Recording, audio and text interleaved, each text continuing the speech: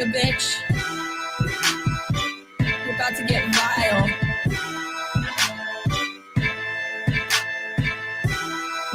Yeah. I'm a prom queen, but I keep to myself, stacking high green. You're in debt to your health. AARP. Ain't shit old but my wealth. And my oppie's getting dumber every day. Ha!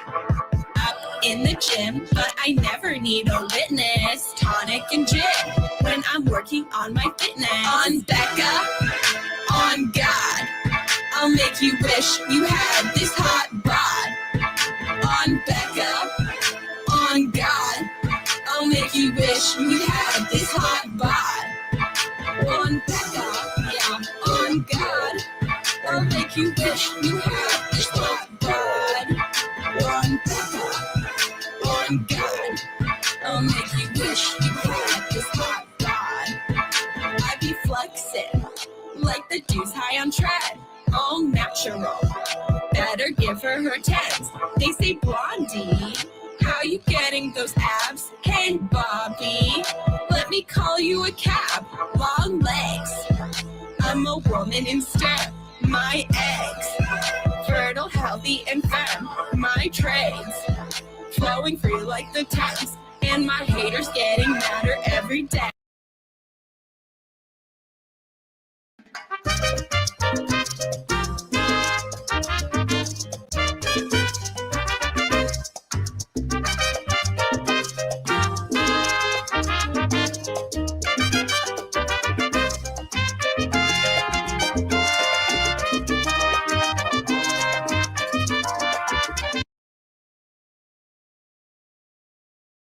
So, hairline. I have Paul London imitating Aubrey Edwards. You want to watch that video? You want to watch that? It sounds funny. Like, I don't know. Here is Paul London imitating Aubrey Edwards. Shout out Cafe du Rene Dupree. Yeah, she was like, "You don't recognize me, do you?" Right. Or something like that. She's like, "I'm only one of the most famous referees in professional wrestling." And he was like, "Oh, I don't really watch WWF anymore. Like, I haven't watched it a long time." She's like, "WWE? Please. I wrestle for I'm a referee for AEW. It's the newest shit. If you don't know it, then you need to go check it out." Oh no! Oh no! Oh no! And oh no! And oh no! And then he was just like, oh, yeah. She was like, oh my God.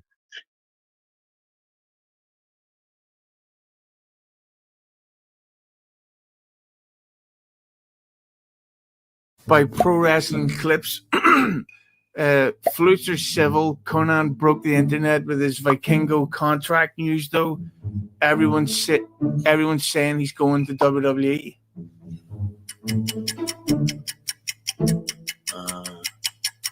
Well, they can say whatever they want. That's not happening right now, that's for sure.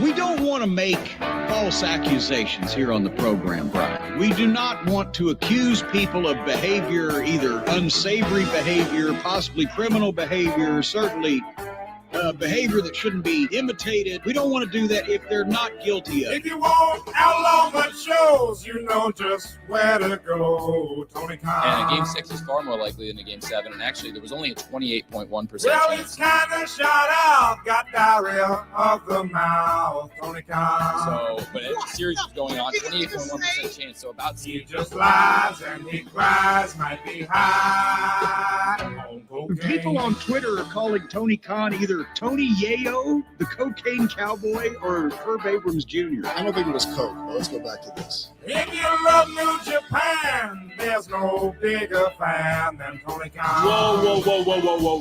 That person's Adam Cole, baby. MJF got smart, called him a fucking mark.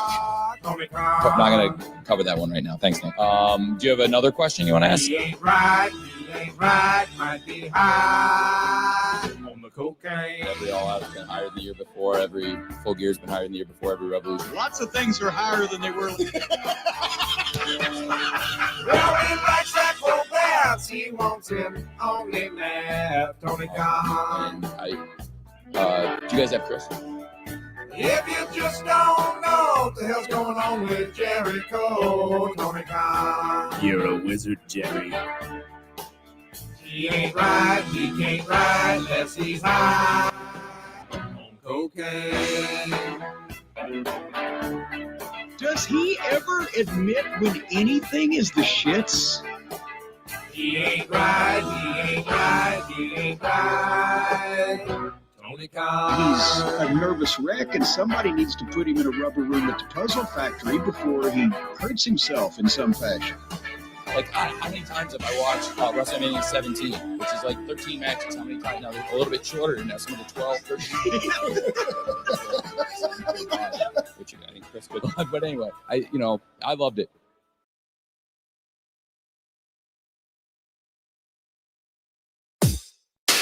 SDL. Two bad bitches, one hot track. B3CCA, bitch. Two bad bitches, one hot track. Hello, hello. It's that B3 flow. You said you know me? I think you don't. My friends are rich and you're looking hella broke. With Matt, I'm a real rough rider. Can't keep up, my arms must be tired. Slow-mo, super villain, Zack Snyder. You talk shit, but I know you're a subscriber. DSL on our lips cause we're naughty. Hannah Montana acting like Miley. We can't stop cause we're the life of the party.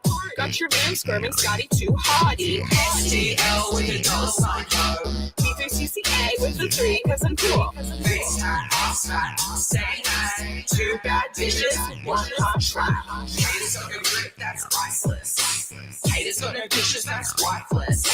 Diamonds in my mouth, I'm priceless. Always ready for a fight. Come try us. You thought I'm a thotty, you thought wrong. Just a hottie with a body and a thong. You wanna fight? Let's get bloody like Gary. I'm queen of the prom. SDL with a dollar sign ho. B3CCA with a 3 cause I'm cool. Top of the Indies now on top of the charts. We're spending our cash and breaking your hearts. Coral. Back in SDL bitch.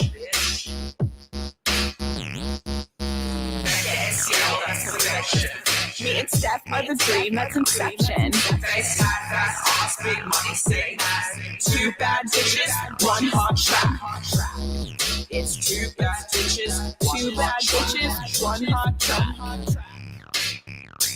Two bad bitches, one hot track.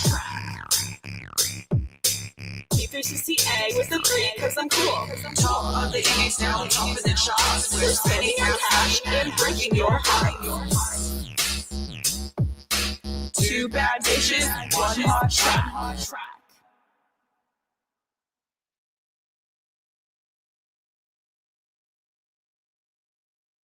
What do we got? Super Day, Pro Wrestle Clips.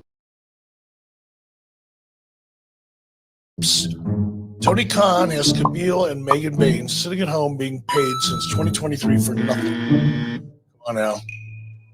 It's not going to be the pot calling some kettle black on that one. Truth is the truth. Vacker was more over than Monet. Yes. I'm sorry. I'm reading slow.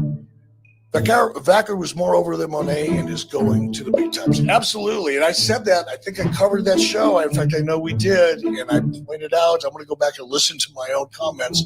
But I did make a mental note. And I think I did point out that I thought she looked really good because I had never seen her before. And now that you pointed out, I don't want to say she looked better than Mercedes, but I think the expectation was a little higher for Mercedes, obviously. And perhaps Stephanie exceeded hers and perhaps Mercedes didn't. That's my take on it.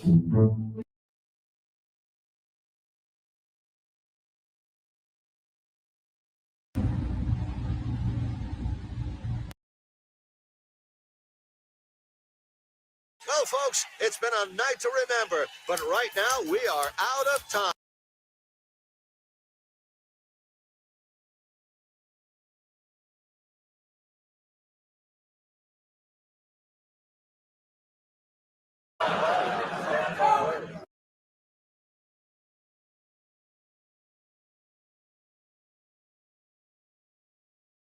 Apparently, Maeda would go all over the world, and he would.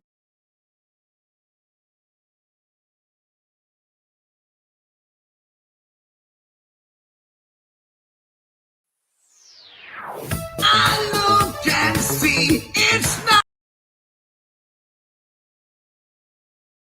just me. Jeff, why do you insist on doing this dumb internet shit on TV?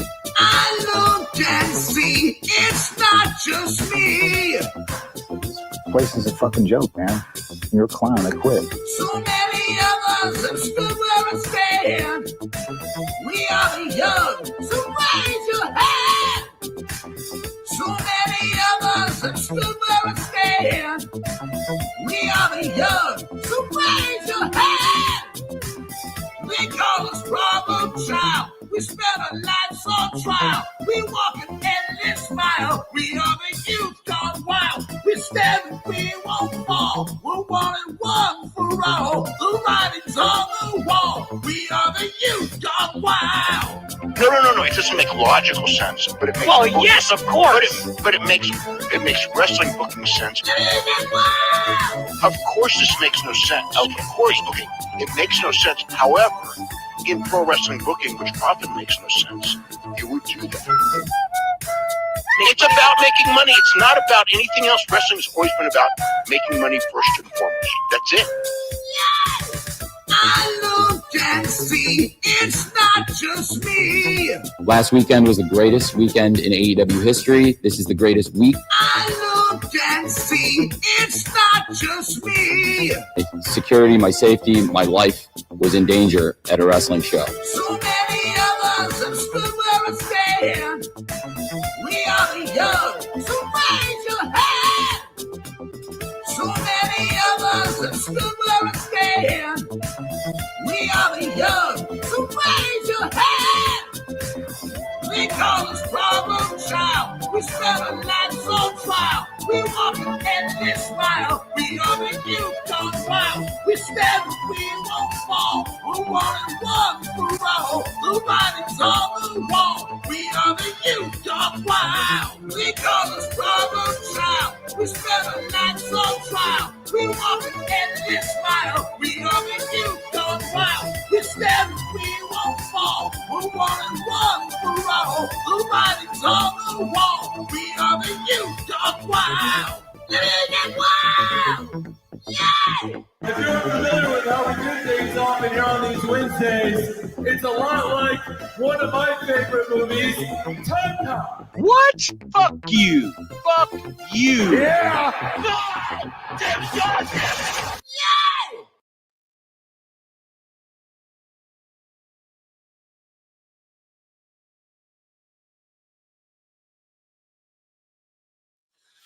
Ooh, what's happening, guys? Welcome to another eclectic edition of PWT live show, Monday Netflix and Phil edition. Yeah, can I get a yeah chat? Yeah, where's my yeah? I am your host, the infallible Phil Marks here. Yeah. I got a few folks joining me today too. What? Yeah. And we have the last Raw until, and sorry for the 10-minute intro, guys. I was licking the link off, making sure I posted to all the socials and all that. We're live on X today, too.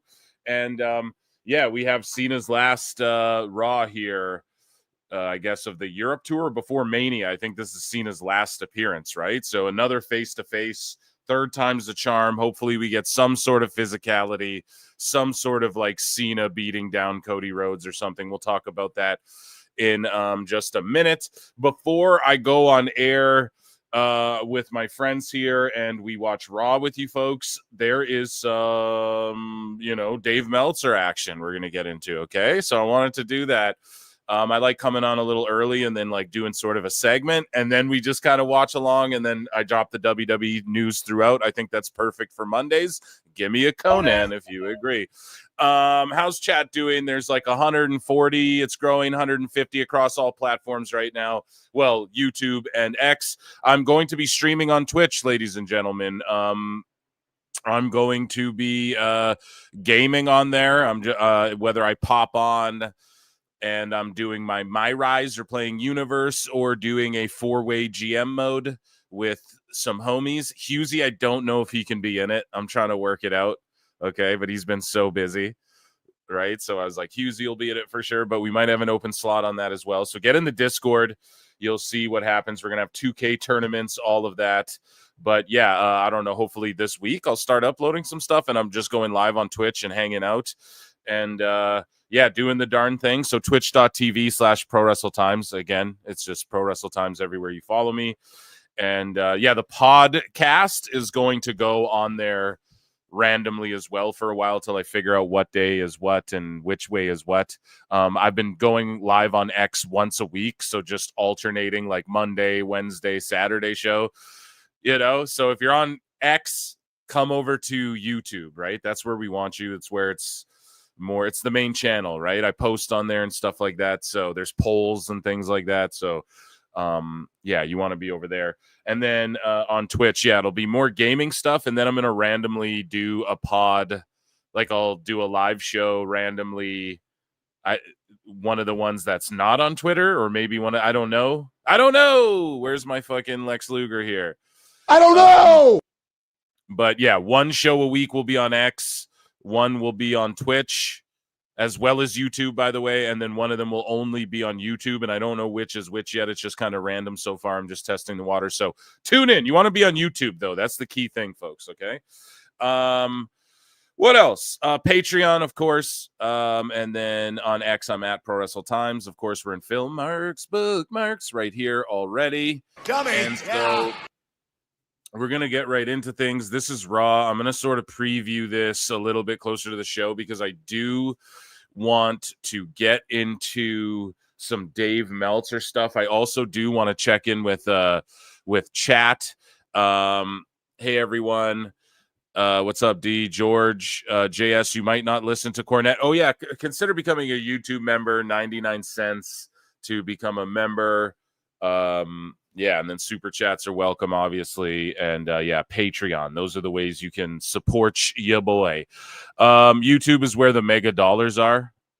I mean, maybe. Like, definitely I get the money from ad revenue. So they give you ads, or if you buy premium, then you get money from premium members watching your content. It's not really clear how much, not to get into the weeds and stuff, but yeah, then I don't have to sell you blue chews, Eric. You know, that's my whole idea behind this is like, I don't want to, I've said it from the beginning, like if I can avoid, I'll just plug myself, right? So if I can avoid doing ads on my end, that would be really sweet. Ultimately though, yeah, I don't know. I mean, it gets cringe when you watch a pod and YouTube gives you ads, and then like every fucking 15 minutes they read an ad for Kratom or something, you know? And it's like, I'm not hating. Like, do you get it how you got to get? I would, if there was a really cool sponsor too that was like, oh, we'd like to partner with you. We sell grills or something, and it's like really makes sense, and we were like that could be cool, something like that, something that benefits people, you know, and not like pseudoscience fucking nootropic multi-grain bars or whatever, like whatever, they're just shilling all this shit, right? Like stuff that people like can use, you know, like that is really then I'd be maybe down with it. But if we can just avoid that altogether, that's the key, right? So it's not that it's where the mega bucks are, but it's where there is some bucks, you know? So anyways, that's why, yeah, memberships are 99 cents. Do what we can. Yeah, we try for 100. I'm not going to beg. Where's Hairline? Good question. Good question. Probably on tour somewhere, touring music around or something. You know what I mean? And yeah, hope he's doing well as well. I have a feeling that, oh, my alarm's going off. How about that? I have a feeling that Ripley is going to win her belt back tonight. Okay, well, we'll get into that in a minute. And I have some people waiting in the wings here, but we are going to bring them in a little bit because, you know, I got to do my thing, you know, when it comes to I got to do my thing when it comes to Dave Meltzer, right? That's like I gotta free flow that. So let's see here. I'm gonna check in with chat because I just see a super chat. J Don C Bus 1. J Donk Bus 1. However you say it, thank you so much for the 10, and let me know what you tried to super chat. I know sometimes people hit enter before you write your thing, so if you just type it in a chat, or if you're just trying to support, thank you so much, because you know what they say. Sometimes in life, you got to be a hoe. All right. But if you had a question or something, just throw it in, and I will read it. You know what I mean? So, okay. I'm trying to pull up my Dave stuff here. So we got a lot of Dave. Like, actually, last Dave Meltzer segment, I didn't do all the stuff because there was actually so much. And so I cut it off short, and then I was like, I'm going to come back to this, and we're going to do. And then since then, more has been added, right? Because the man has just the man with the mush mouth, as they say. You know what I'm saying? So, okay, I'm just going to get lined up here. Yeah, we ended on like Bischoff's response, sort of, to Meltzer. And we're going to get back to that in just a moment. Where is Jay? Okay. You've entertained me a few times now. I owe ya. J Don C Bus. Okay, perfect. J Don C Bus. You don't see us. J Don C Bus. Something like that, right? Okay. Amazing. Thank you so much. And I'm glad I can entertain. That's the whole point of this, right? Heard. I'll be listening. Okay, excellent. Let's get into this whole thing. We need flutes in the chat because it is time for a Dave Meltzer dumb moment of the week. Everybody hydrate quickly. We got nearly 200 of you in here, and we're gonna rock this shit.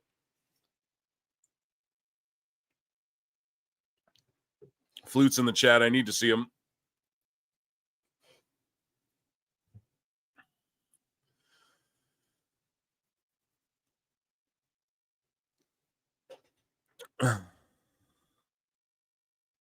C-Bus, Columbus, Ohio. Oh, okay. Makes sense. Flutes in the chat. It is time for everybody's favorite segment, and it is called, ladies and gentlemen, where am I? I lost. Okay. It is time for everybody's favorite segment, and it is called Dave Meltzer's Dumb Moment of the Week.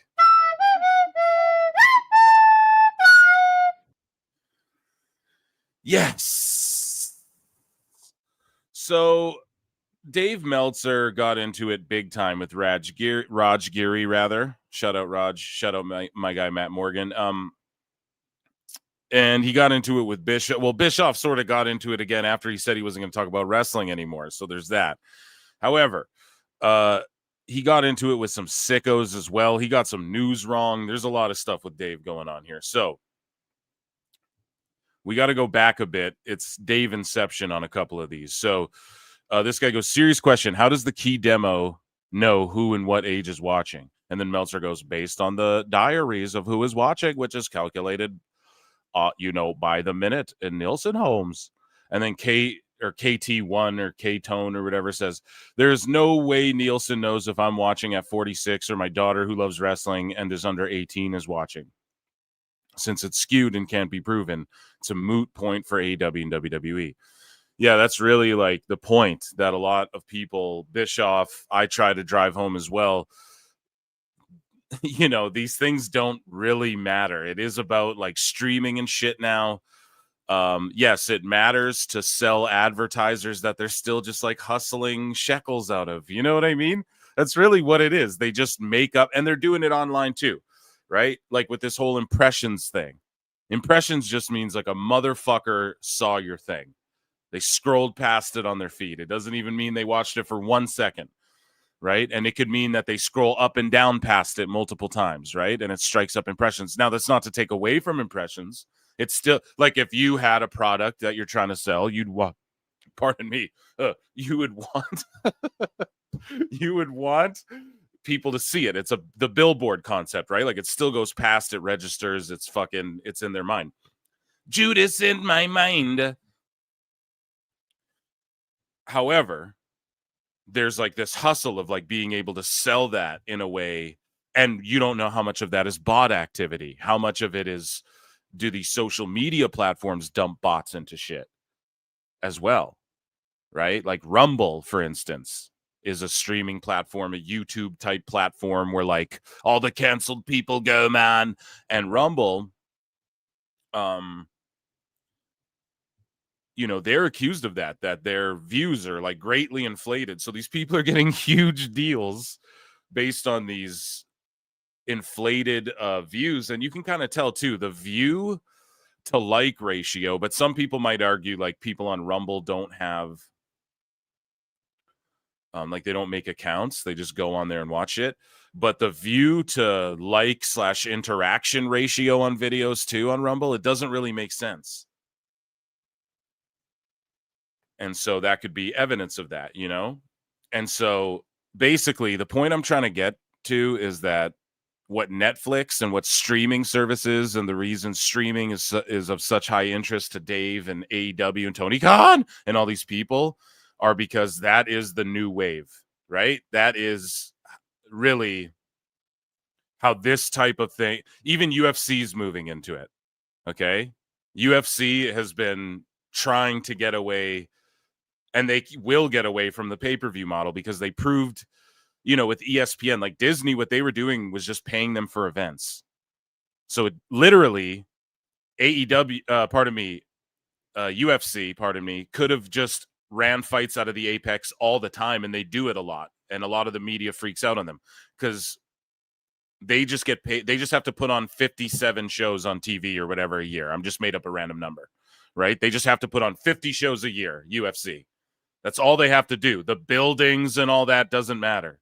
Pay-per-view, it's nice, but they did the ESPN thing. They're about to go with Netflix. Okay? Same with AEW. Yes, Tony Khan is this like fantasy mark guy. And so is Dave Meltzer, okay? They live in their heads in this fantasy mark world where to them just being on Turner and being like, we beat everyone, like that to Tony is like a Mark fantasy dream. Do you guys get it? It doesn't matter that he's on there. They don't care that he's losing viewership because he's probably putting up money for this TV deal himself. Okay? Otherwise, think about it. Tony Khan has 4 shows that people go, yeah, those were like B minuses. Good job. They're doing good. He starts, oh, all the ideas were mine, and the ideas are great, and they're all very great, and they're mine. And I just stopped listening to everyone. Well, except for Tony Storm and RJ City and Edge and Moxley and Mercedes Moné and Jen Pepperman, but I stopped listening to everyone else, and it's been great. Isn't it great? Right? He can't help himself. Okay? If this shit was making money hand over fist, like Dave's pretending, or it was about anything else other than like, we beat Nitro, it just this fantasy mark shit. You know, sort of like buying his way into the history books. This isn't the first time this has been done, by the way, in the world, in different areas of entertainment, and just in general. People buy their way into spaces all the fucking time, man. So, you know, with Dave, I don't know. It's about this Mark fantasy. It's not about, and same with Tony Khan a little bit. It's not even about actually being successful. And if this thing was making all this money and doing all this crazy business and Tony was truly happy, he'd be bragging about the shit that he was truly happy about. He can't flex anything right now. He just goes, oh, Justified, this is awesome chance. He can't flex the ratings. He can't flex the attendances. He will flex the pay-per-view one because it's like 12,000, even though it's fucking terrible for what they initially tried to do. And the all-in one, right? So their pay-per-views do decent houses, but Raw and SmackDown's outdraw their pay-per-views. So it's not really, you know, he can't really talk shit. And the little things he can, he does. So Dave talks shit all the time. But we would know what's true based off, like, if Tony Khan was flexing, no, this is massive. I'm making $3.6 million a week. I'm rich, biatch, right? If he was doing that, there would be some validity to what Meltzer's saying, but there just isn't because it's just him saying it. So Dave says they don't monitor. So Dave responds and says they don't monitor TV sets alone. They monitor active watching. If the set is on, this is why. Oh, yeah. The other point I wanted to make, what Dave's describing here, you're out of touch. This is why. You guys know. So, okay, active watching. But again, that doesn't answer like I'm 46 or if my daughter who's under 18, how do they truly know every time or whatever? Here's the thing. On Netflix and shit, you know, you're scrolling for like 30 minutes, an hour. You know what I mean? Before you even put one thing on, you're typically locked in. And what they're looking at is two different main key demos and then multiple key demos. But they're looking at, I don't even know if they call it, they probably do call it a key demo, but they're looking at two different groups. Netflix said it. I forget what it is. 18 to whatever. And then 20 something to whatever. They said it in one of these statements. Max said it as well, that they're looking at all these different demos and it's none of the shit Dave's talking about. So like when in regards to the NBA or whatever. And so Netflix is looking at like minutes watched, replay minutes watched. So all these different things, right? That Nielsen is just sort of outdated, but it was Tony Khan who brought in the Nielsen game. We beat NXT in the key demo. And it's Dave Meltzer doing all the fucking key demo Nielsen rating shit. So that's why we have to constantly bring it up. And that's why people make the funny charts.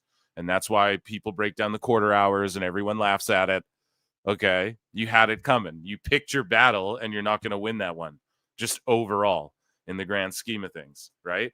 So ultimately, Dave, what he's describing here just is so like, yes, it matters. It does matter to advertisers selling on TV, like who in the key demo, but it matters less and less because they all have their fingers. Everyone's dabbling in streaming and other sources of revenue. Like everyone's dabbling in YouTube, streaming, and television. So it's like one aspect of a bigger picture, right? And it's not the whole picture like it used to be just 2 decades ago, which is why Dave is so out of touch. He hasn't adjusted to that, like whatsoever, you know? Anyways,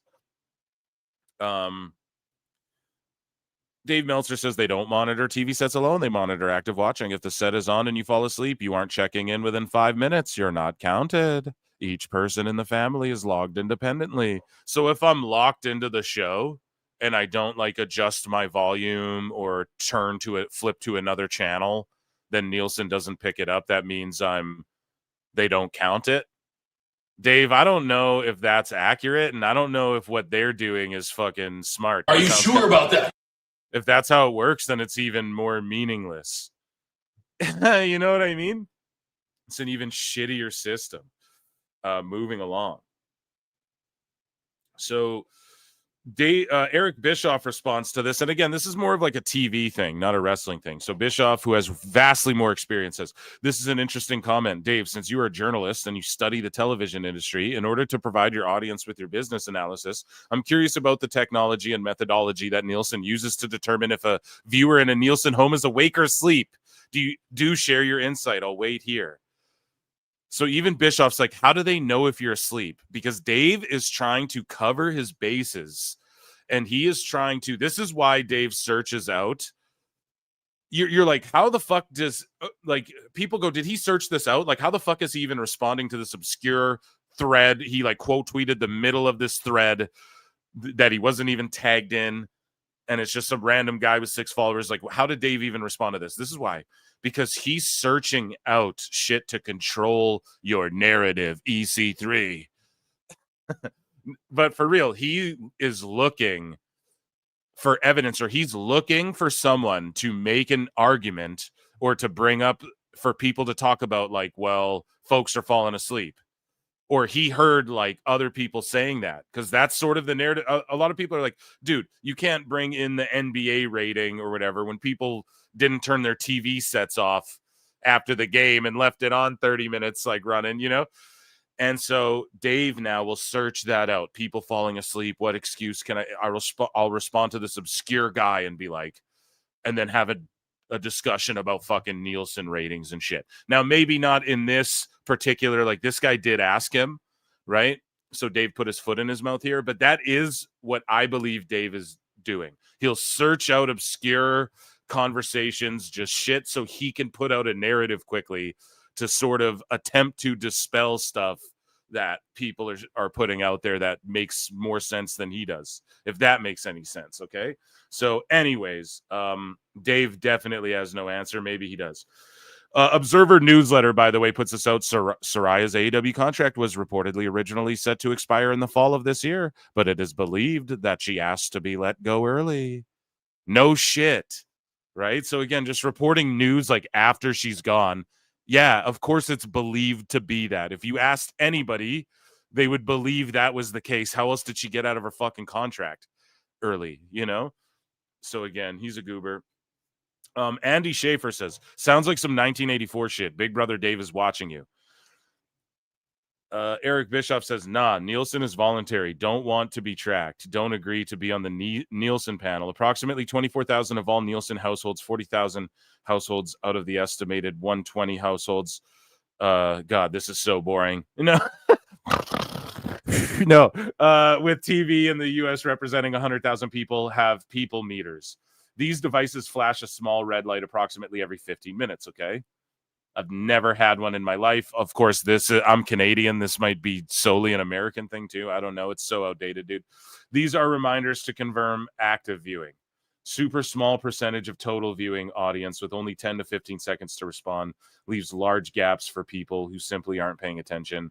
Leave the room. Anyone hanging their hats on this fraction of the audience is representing some meaningful metric. Right. To me, the streaming numbers are more accurate. Like, you have raw data, people who put their fucking information in, right? You bill them every fucking month and you know exactly what they're watching and what they're into and what to suggest them and what. I think that is way better than like people, like old folks being tricked into putting one of these boxes with the red lights on their fucking TVs. You guys get what I'm saying?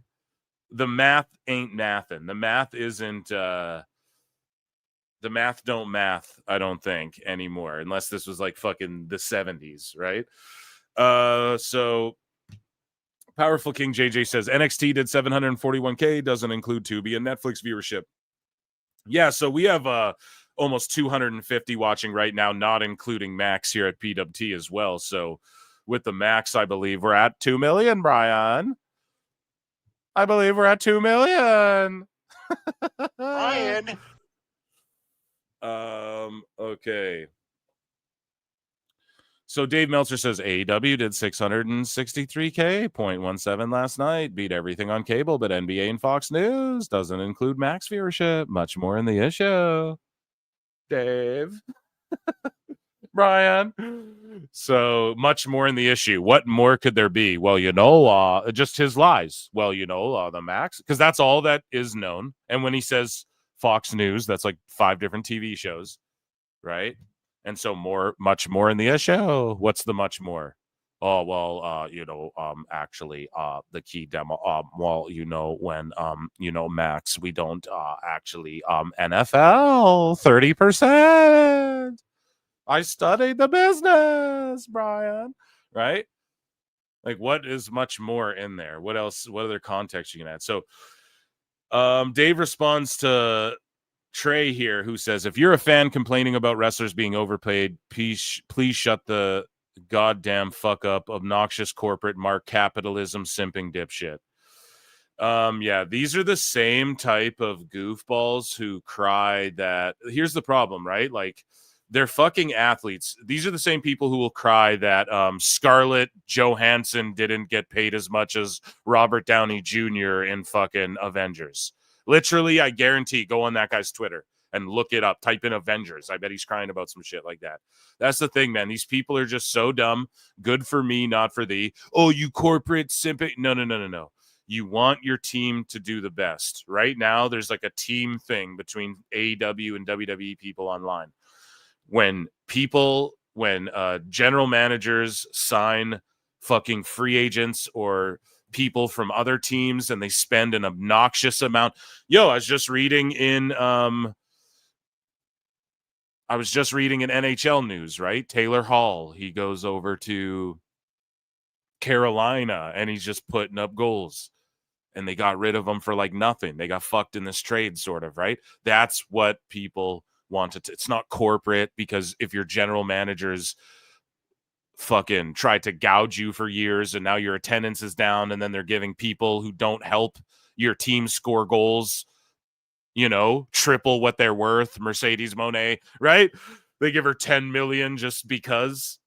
People bitch about that stuff. So I don't understand. If there's a TV series that gets ruined, let's say there's an actor who fucking ruins a TV series because they want too much money, or they demand too much money to be in Avengers or some shit, and then they have to recast them or something. Let's say people get mad about stuff like that too. So this isn't like a new fucking thing, but they just find reasons to complain about this shit. And then the fact Meltzer responds to this just lets you know everything you need to know about Dave Meltzer, right? So Meltzer says WWE and AEW are making healthy profits. Wrestlers in those companies are not overpaid. Yes, a lot of them are in AEW. A lot of them are.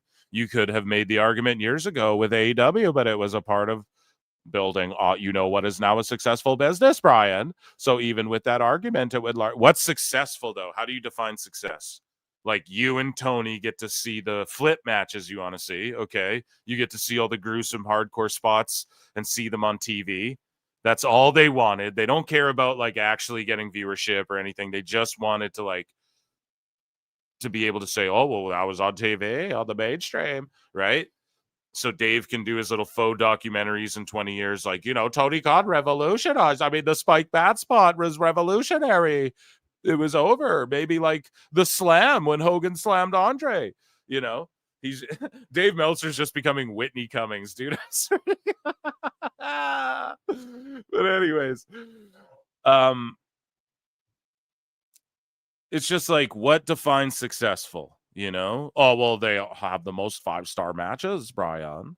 Phil Marks, right? What defines success? Like, yes, they've drawn some big houses early on, you know?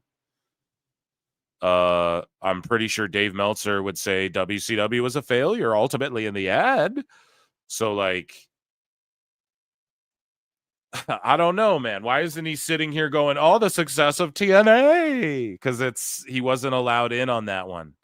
He's allowed in on this one. So he's just going to defend it to the death. He might even own a chunk of this thing. It's the only thing that makes sense to me. I say it every fucking time because, like, what else could it be?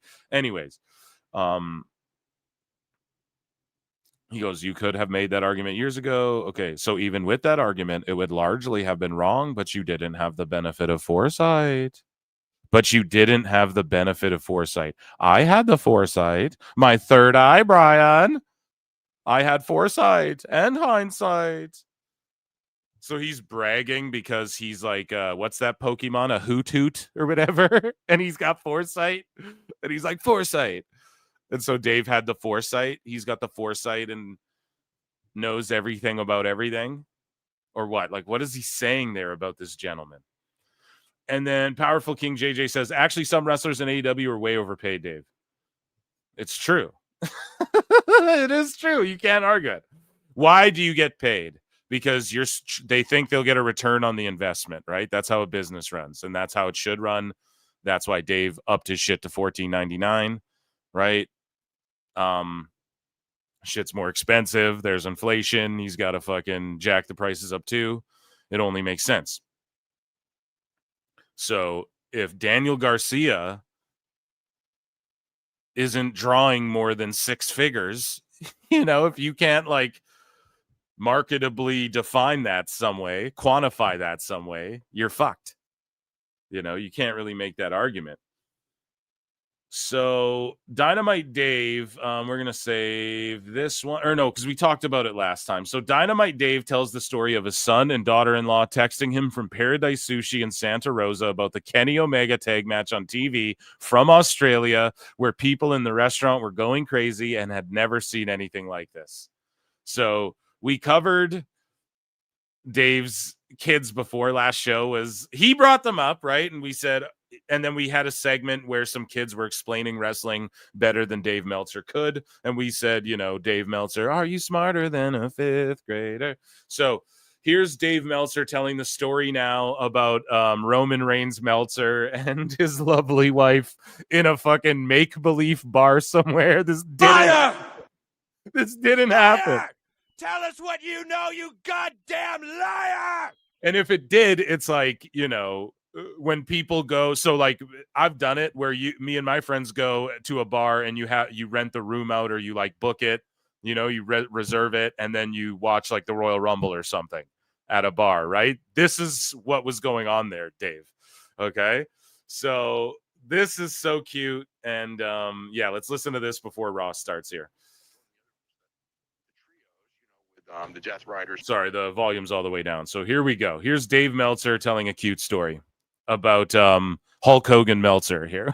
And the other one was the trios, you know, with the Death Riders against Top Flight and AR Fox. And it's like, the match was good. You know, they're both good matches, but they were not, neither of them were anything special. I didn't think, you know, when they did the Australia show, they opened with the Kenny Omega and Ospreay against Takeshita and Kyle Fletcher match, which was phenomenal. And like, to me, like that at least is you've got people. And I could even tell you the story, you know, with my son and his and Trinity, you know, went to they were at sushi restaurant in Santa Rosa. And they were texting me from the restaurant. So Trinity, like, he's like, my son's named after a famous wrestler's famous son. And then he won't say that, but then he just stooges his son's wife named Trinity. My son is Neo Anderson Meltzer. Because the Wachowskis directed it. Kenny Omega's match. It was spectacular, Brian. You know, the station was on, you know, the football, I think it was a football game, right? It was basketball All-Star. Oh, the All-Star Saturday Night. All-Star Saturday Night, of course. Yeah, they were watching it at the restaurant All-Star Saturday Night. And they were texting me because they kept it on the Omega match at the restaurant. And they said, like, people are going crazy in this restaurant. They've never seen anything like this, you know, and they were like all excited to tell me. And I go, where are you? And I said, we're at Paradise, I'm going to plug Paradise Sushi in Roanoke Park or Santa Rosa, somewhere up there. But anyway, so they were telling me about how, so to me, that's like, well, that's perfect. You know what I mean? Because, you know, but again, it's like, so that's perfect because you know this anecdotal thing is perfect for what? What does that even mean? Perfect for what? That doesn't mean anything. They really think if they plugged in Dynamite instead of Raw, if they somehow like hijacked, right, anonymous, like hacked the fucking feed and got AEW on instead of Raw, that they would, the whole entire audience would be like, you know, like they have the same crowd. WWE fans filled the building, and then fucking it was on the air Monday Night Raw, but all of a sudden it's just Dynamite somehow. If that magically happened in some Mixelplix backwards land, that everyone would be like, hey, this is amazing. No, I'm sorry, dude. I'm fucking sorry. The people there at the show might pop, but for the longevity of it being a TV show and to draw the houses and keep them full, it's not going to work, Dave. So you're like, that's awesome. These people pop for it. Yes. When I would show people AEW, oh man, watch this street fight with fucking, you know, Trent Beretta and these guys and LAX or whatever. You know, you turn some of the shit on. Yes, you pop for the craziness and ridiculousness of it. Yes.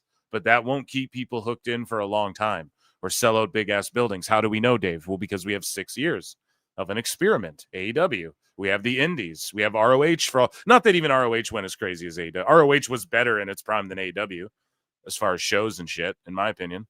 Like in the stories they were telling and shit, for sure. But anyways, let's finish this. That's a really unusual level of match. Adam Cole and Daniel Garcia is not going to do that. People are going to probably just go out professional wrestling, whatever. So to me, like the whole thing is that you really want something. I mean, you can't have a match like that all the time. But again, you only get these opportunities, you know, 4 or 5 times a year, maybe. And to me, it's like it's very important to take advantage of those opportunities to, you wow people and make new fans rather than here we are. I mean, like. So Dave is saying it's much more important to him. He thinks it's better to take advantage of the opportunities. Oh, we're here. Here we are. So AEW knew that there was a bunch of marks sitting in a fucking sushi bar watching fucking AEW, and they should be focused on popping them, Dave. Like, what is the argument you're making? What WWE's doing is working. It's the long game. Okay? It's called hotshot booking, what you're talking about. Throw it all on the fucking on the table to what? Pop random people and hope they tune in again and again and again. You give them everything. What more is there to want? Both of those shows, like they went right into the match too. It's not like part of the thing of a big match, championship matches, the aura preceding the match. You know what I mean? They just went right into wrestling. I mean, there was no big video package telling you how great this match is going to be. Then how come everybody still talks about the fucking WrestleMania package, Stone Cold The Rock?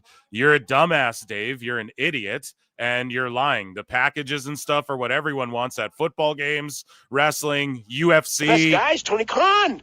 Where they have the biggest fight feels with the aura of a championship match? Oh, you mean like UFC, where they have packages for every fucking right before every fight? Stupid idiot. Jesus Christ, man. What is this guy talking about? He's literally losing his mind. Or backstory or anything, just two dudes, especially like Adam Cole and Daniel. Just two dudes, dude. They look like normal guys, and they look like normal guys fighting. I can go to a bar and do that. I can go pick a fight. I'm a normal guy getting a fight. What are you talking about, Dave? You know what I mean? You're an idiot, bro. Like, not that I'm saying anybody should go pick fights, but you guys get what I'm saying, right? Like, I can go downtown and two normal bums are fighting, right? Shout out the homeless. But but you guys get what I'm saying, right? Like, two normal dudes fighting. Well, we don't want to see normal dudes fighting. That's what UFC's for, right? You watch two fucking regular 135-pound bantamweights throw down regular schmegular dudes, right? That's what that's for, Dave. This is pro wrestling. Went in there and doing a wrestling. Went in there and do a wrestling match. Holy fuck. And the other one was the Dave is El Stupido. We'll do more Dave later. We're going to head over to Raw and lock in. And that was Dave Meltzer's dumb moment of the week as John Cena's about to join here. Join the fray at the top of the hour. And speaking of joining me, Shadow Bat Ash, George Capture, the top mod of the top pod, and Chris Connor, ladies and gentlemen. Everyone's in the building. Let me give you guys some air horns.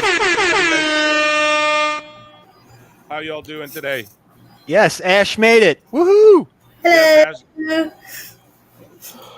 how y'all doing? Weird. This is weird. Like actually watching Raw when it's like 3:00 in the afternoon. It's like well. Yeah, I want to stay up till 11 o'clock at night and beat try to beat exhaustion. This is fun. It's just weird. Guys, 1 second. I got to read a super chat for 626 says Dave is interested in streaming numbers because they are opaque and he can lie about them. Exactly. But no, here's the thing. Until they start proving them wrong, you're absolutely right. But the more and more people ask and get nosy, we're going to know. We're going to know eventually, and it's going to prove him. Like when India on April 1st, tomorrow, India gets WWE. That's going to add like 3 million people. That's where all the social media numbers come from. Okay? And now that shit's on Netflix, you're going to see the numbers. They're going to go crazy. And Dave is not going to be able to fucking play these games. Give the perception that something good is happening. Yep. And that's why he sounds so ridiculous with the Nielsen numbers in the key demo and trying to spin it, because he used to be legit. He can spit ticket sales and all that, but those don't weigh in his favor. So that's why he's looked so ridiculous these last few years, Thank you, 626. Cena's here. Let's lock in. Ash, how you doing? I'm doing fine. Thanks for asking. Yeah, I'm glad you could make it to this Raw Live. I tried to get you on last time, but it worked out better here that you're here today. Yeah, I thought I had to work like at this time, but that's the time I start tomorrow. So I got my days mixed up. So you fucked up, basically. Pretty much. I botched. George, what do you think of Cena's shirt, dude? He's wearing like the furry hat, the British armed guard. Royal Guard I gear noticed like it. on his shirt. Yeah, it's awesome, dude. I like the way they're doing this. Not changing a thing, just changing his style. That's it. Yeah. Yeah. They're Here's- booing the shit out of him. Oh, before he can talk, though, Cody interrupts him. Okay, we're locked in. Chris, are you excited or what? I am excited. I mean, look, considering what's going on, considering they can't touch each other, they're doing a bang-up job of doing the Cena-Cody thing. Because you know that they've been given instructions by Cena's insurance companies, do not touch each other. Yeah. Cena does not Like cannot until take bumps in Mania, Europe. do you think that's what it is? Because I'm like, because he's still shooting unless- the Matchbox movie. So if he unless gets theirs- Cena, I think Cena could beat the shit out of Cody Rhodes leading up to Mania, but nothing crazy. Just like punch him and stomp him the way he did at the last. Like I could see Cena like glomming Cody from behind, putting him in an STF. Not like hitting any slams though leading up, but yeah, I think you're right because the whole time I've been like, we need physicality. We need physicality, and we haven't seen it yet. I hope it happens here. Third time's the charm, Chris. I hope it goes down right here.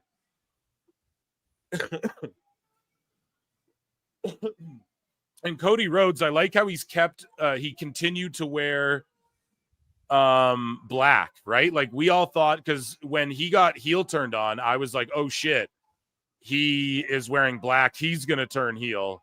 But ever since then, like he keeps wearing black every show. It seems like damn near. So do you guys notice that too or what? Definitely darker clothing.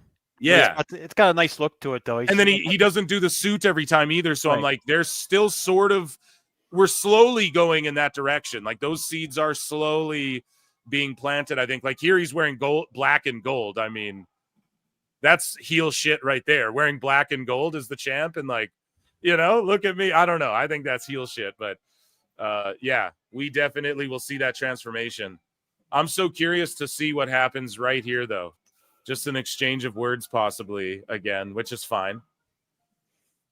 Phil, not sure if you noticed, but the championship match at WrestleMania is brought to you by the ice cream cone drumstick.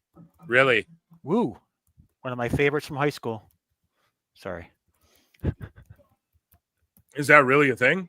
Yeah, I just saw it. It just popped up on the graphic. Wow, you thought it would be Wheatley, so good I drink it neatly. Snickers, drumstick, and somebody else.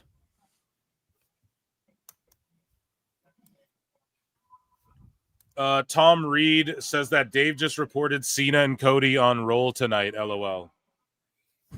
A goozle, perhaps. Yeah, that could happen. Ash Legend.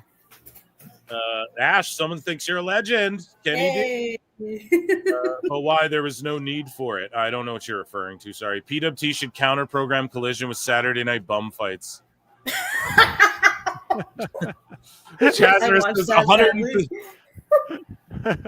Chris, what do you think of this? Chazarus says 135-pound bantamweights in the UFC are bigger than most AEW wrestlers. I would not be surprised. I mean, Jesus. Okay, I'm waiting for the day that Tony goes to Bobby Lashley. Go, hey, yeah, Cena and job Cody to Rhodes. Darby Allin, get excited. I can see MVP go, hell no. I will slap you first. Wow, look at that. Cody crowd. Rhodes. Cody Rhodes. Oh, they love him, dude. Look at this big sold-out building and Cena's look of disgust. We're going to lock in and hear what they have to say. I'm on Canadian Netflix, too, so I'm going to call the action during the commercial breaks, folks. Maybe we'll get the screwed up telecast like you guys got last week. Yeah. Don't jinx us.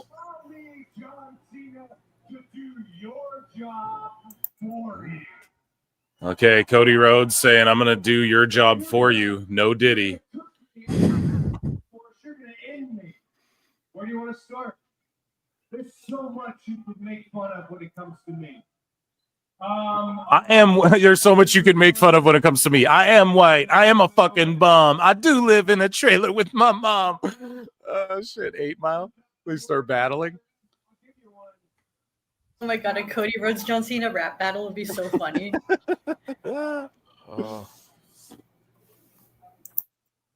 Ash, do you think Cody could throw down in the rap battle? I don't know. I've never heard the boy rap, so it'd be interesting to see.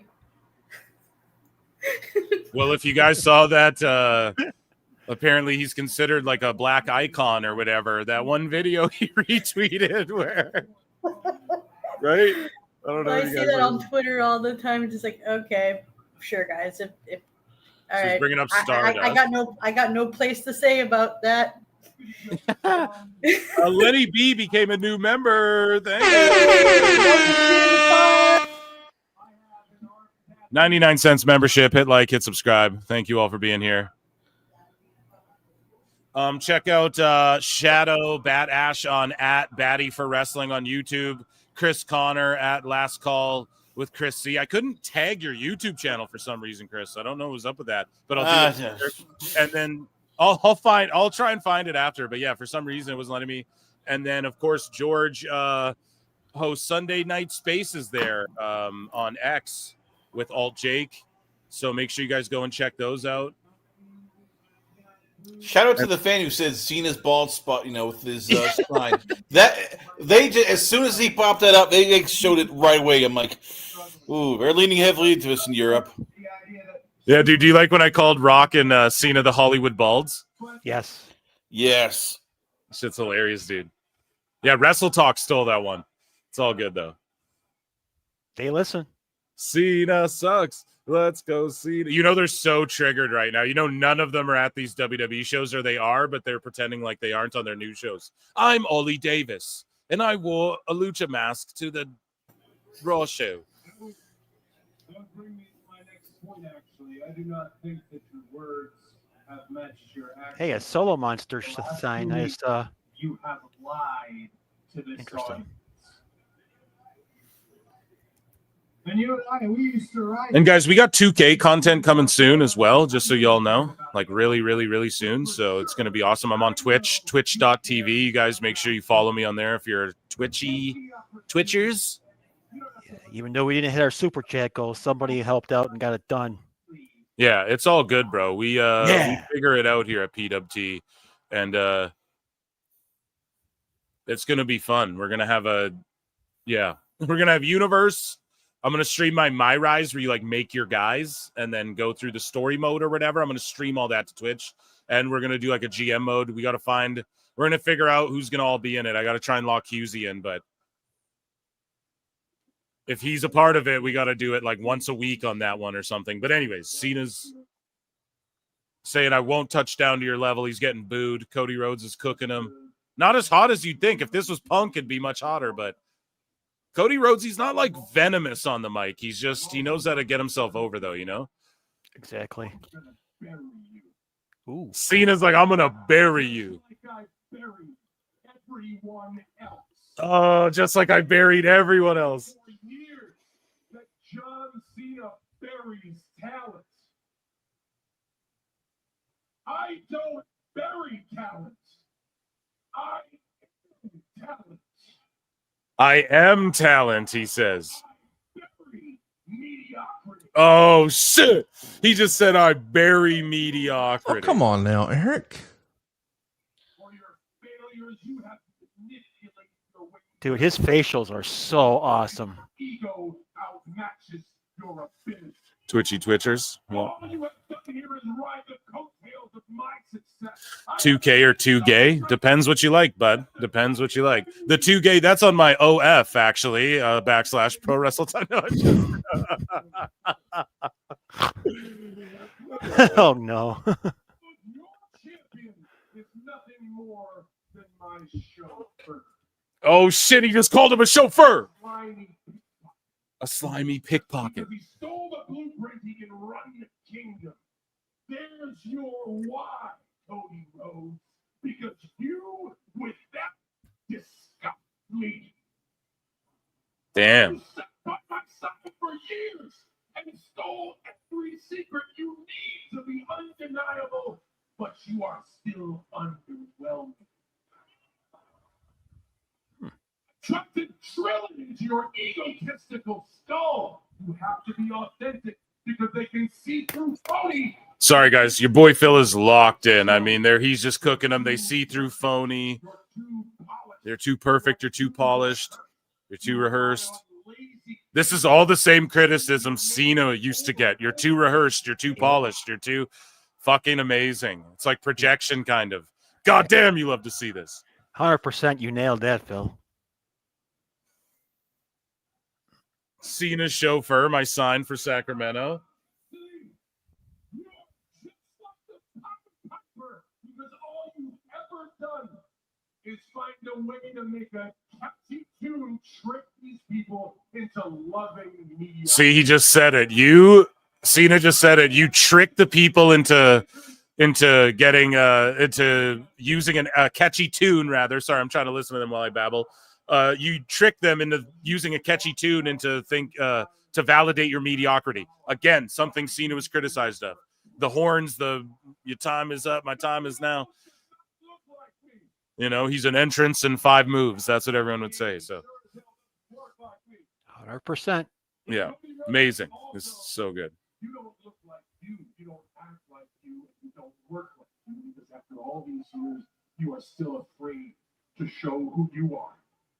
So what do we get instead? Cody gives us a generic mix of every superstar he's ever loved or TV show he's ever Called him a generic mix of every. Wow. And it makes you look like a 16-year-old kid taking acting lessons who's still afraid of public speaking. Wow. Damn, he called him a 16-year-old kid taking an acting. He's just cooking his ass. Chat, he's cooking him. Oh, shit. Cena's going off.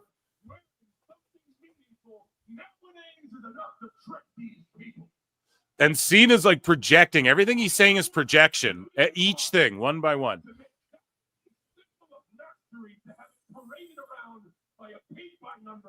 Sociopathic nepo baby who is so into himself he had his wrestling gimmick tattooed for the world to see. Damn, cooked him for tattooing his wrestling gimmick on his neck. How much is too much? Called him a nepo baby. When's he gonna snap? The world for who you are, a common fan like them. A common fan like them. And then do you see that? He makes Cody one of the fans. So then we go, oh, we relate to him. We love him. He's our guy, right? Cena's just a master. Masterful. I mean, like Cody Rhodes' like logo being a tattoo was fine and all, but it just does not work as a neck tattoo. Like anywhere else on the body would be good. Yeah. Location. I think that's why he did it, though, because it's... I don't know. I feel like it's, like the way Dusty's head was all scarred up, and I just feel like that's why he did it, to just sort of, it's like it's the most carniest spot to get that tattoo, Yeah, fair enough. It's also like the most visible as well. Yeah, right. It's terrible, but it's become. I hated it at first, but it's like become part of him. I don't even notice it anymore. Who chose you who's not here anymore, and we don't talk about it. Oh shit! He just said, "Yo, was it a guy that we don't talk about no more who chose you, Vince?" Yeah, it was me, pal.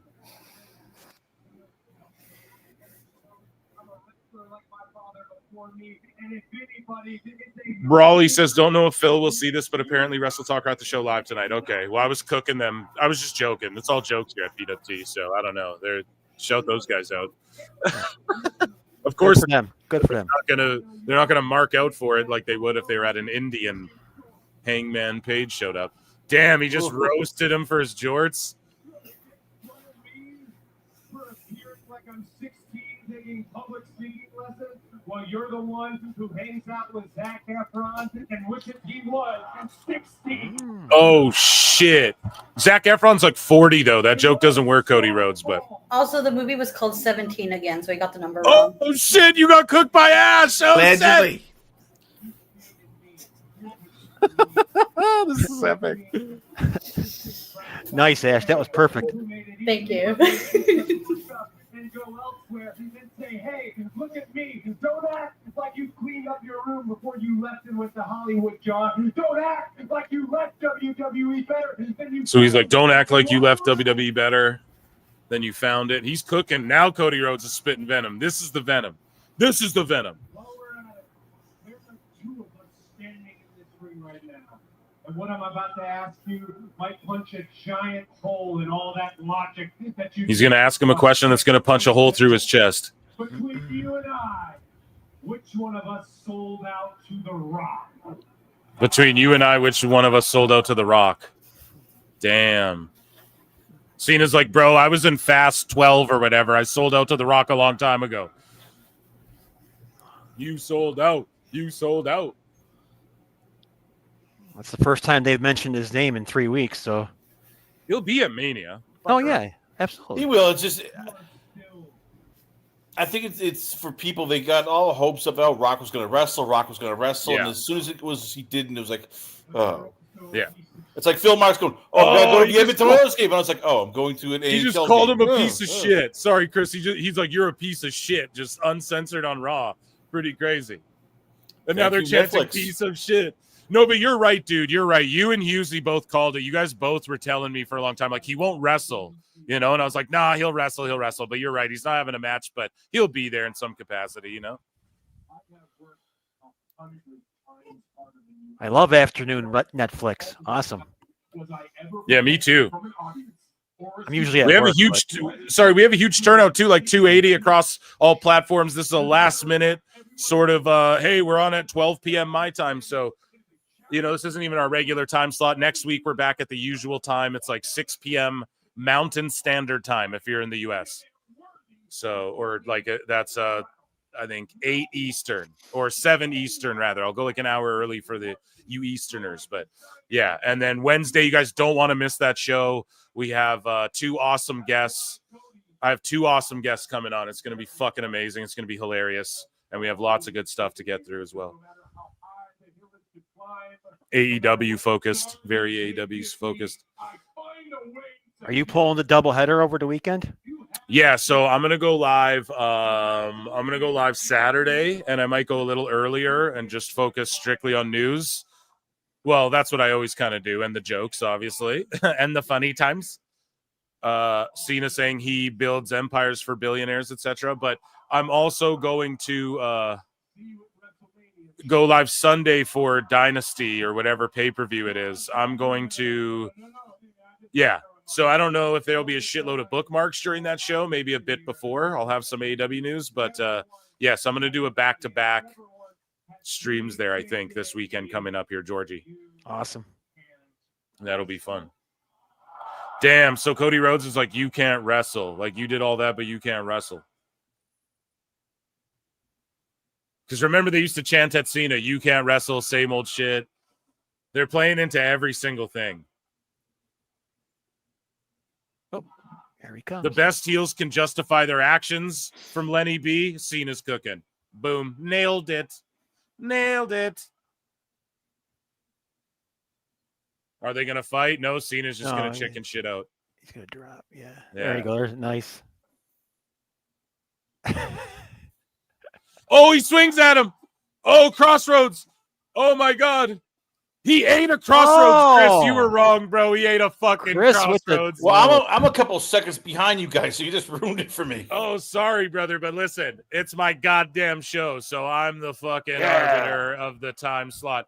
He just two-sweeted, gave a bang, and pointed at fucking WrestleMania in honor of like the Elite and the Bucks and Omega and his Bullet Club compadres there. He just gave the two-sweet, the gun bang pointed at the Mania sign. Wow. If this is the last time we're seeing Cena before Mania, what I think is that Cena is going to unannounced show up at a Raw or SmackDown right before Mania and beat the fuck out of Cody Rhodes. If that happens, Cody's leaving with the title at Mania. If this is the last we see of Cena before Mania, like this is the last we saw, Cena's winning that belt at Mania. That's what I'm saying right now. I don't think Cena's. I've come to the notion Cena's not breaking the record because you can't count on him to be at like Meltzer says 20 to 35 dates. And I always thought that was being generous. Like he might have 12 more dates left total. No, I think he has like over 30 left. Like C still has like 30. Yeah, according to Meltzer. No. According to him, though, that's the thing. According to him, Meltzer's saying this. after legitimate people like myself. Just kidding. I'm not even a news hound, but Cena said himself he signed like 48 dates or whatever. And if you've been counting along, he has like, if you count these ones, he's probably like at 30 or like maybe just under 30 or something like that now. So that's not even according to Meltzer. That's him parroting rather. Right. So What it's going to be real at both people said, WrestleMania days. what Cena himself said. So and then you count both WrestleMania days, but in this year, yeah, like we don't have a shitload of Cena left. But what I'm saying is, I think because he's scheduled for Backlash already as well. The Backlash following Mania, he's scheduled for the SmackDown after Mania. I think both of them, and he's scheduled for Backlash. So, I mean, that kind of, to me, says he's going to win the fucking belt. And if that's the last, it's always like whoever we see laying last typically is the one who fucking overcomes at the pay-per-view. Obviously, you have to swerve away from that.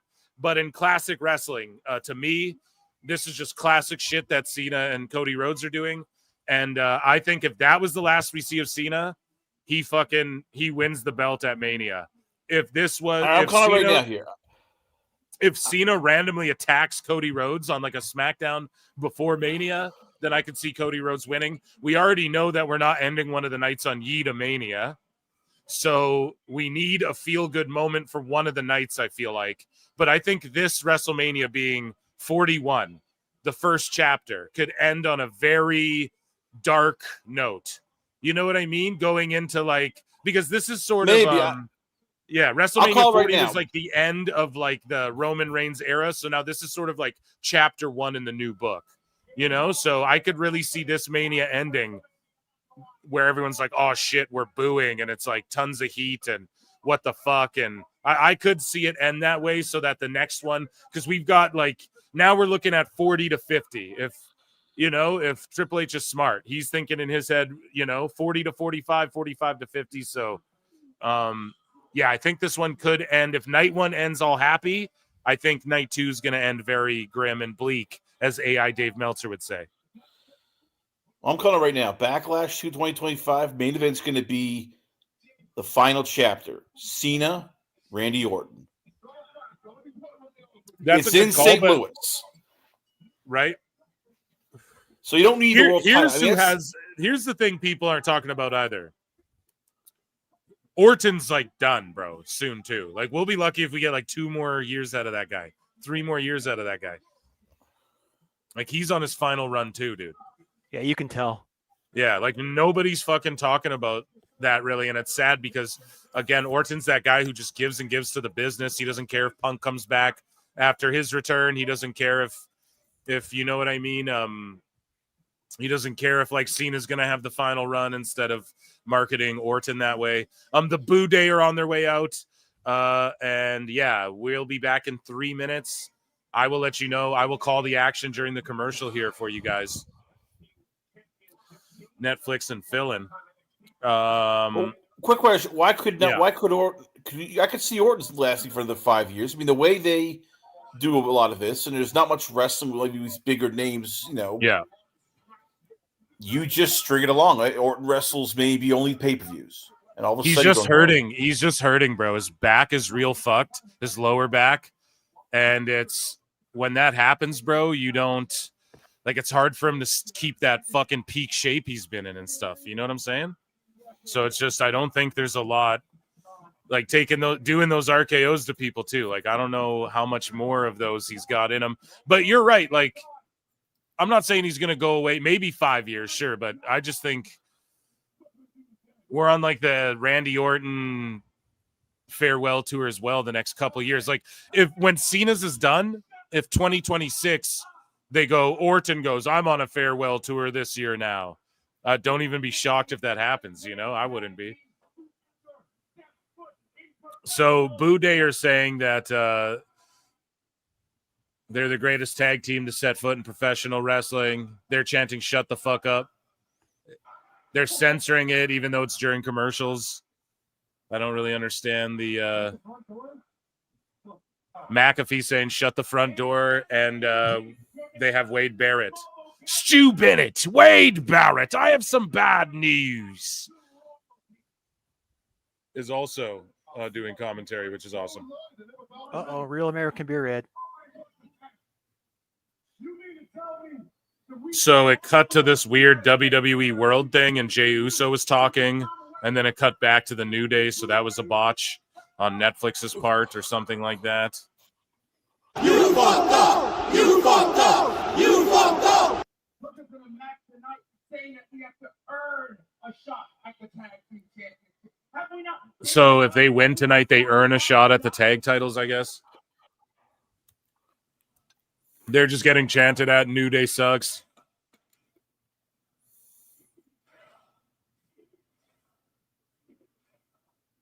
Understand something, y'all. We are going to prove 30 seconds. everybody that we are going to force. I have some WWE news for you guys, too. We'll jump into, okay? I assure you. Just right now, New Day's cooking. Boo Day's cooking. We got to fucking listen in. And when we win those titles, everyone. They're just saying we're going to win the tag titles. Everyone's going to drop to their knees and say, thank God for the New Day. We're back. Yeah, Oos. So, Ash, what do you think of CM Punk, Roman Reigns, and Seth Rollins being the main event of likely night one of WrestleMania and not the world title match or Charlotte Flair Tiffy? I'm okay with that because for WrestleMania you want like your biggest stars to main event, and those are like the three of the biggest stars in the company right now. It's Punk, Cena, Reigns, Rollins, and I'm missing another person right now that I can't think of. Yeah. Well, there's a bunch of them. They have Cody Rhodes. They have fucking Roman, Punk, Rollins. You have all these people. So, And on Twitter, I saw a list of all the Royal Rumble winners who didn't main event, and the list is a lot longer than I thought. yeah, So it this is. is nothing new. So if they should change it to, like, instead of saying, oh, the winner of the Rumble main events, they should change it to the winner of the Rumble gets a shot at whatever title they want at Mania. Yeah, exactly. Whichever world title they want, like WWE or World Heavyweight or whatever belt. You could even just say whatever belt at WrestleMania with the potential to main event. You know what I mean? Likely main event. But, card subject to change, like that sort of thing. So, yeah, I agree with you. Yeah, I like the way Ash put that perfectly. That's what So I'm curious to know. What is CM Punk's favor that Heyman owes him? I don't know. But it's awesome. It's still remaining after WrestleMania. Who's to say it's not even at Mania if he already has the guaranteed night one main event?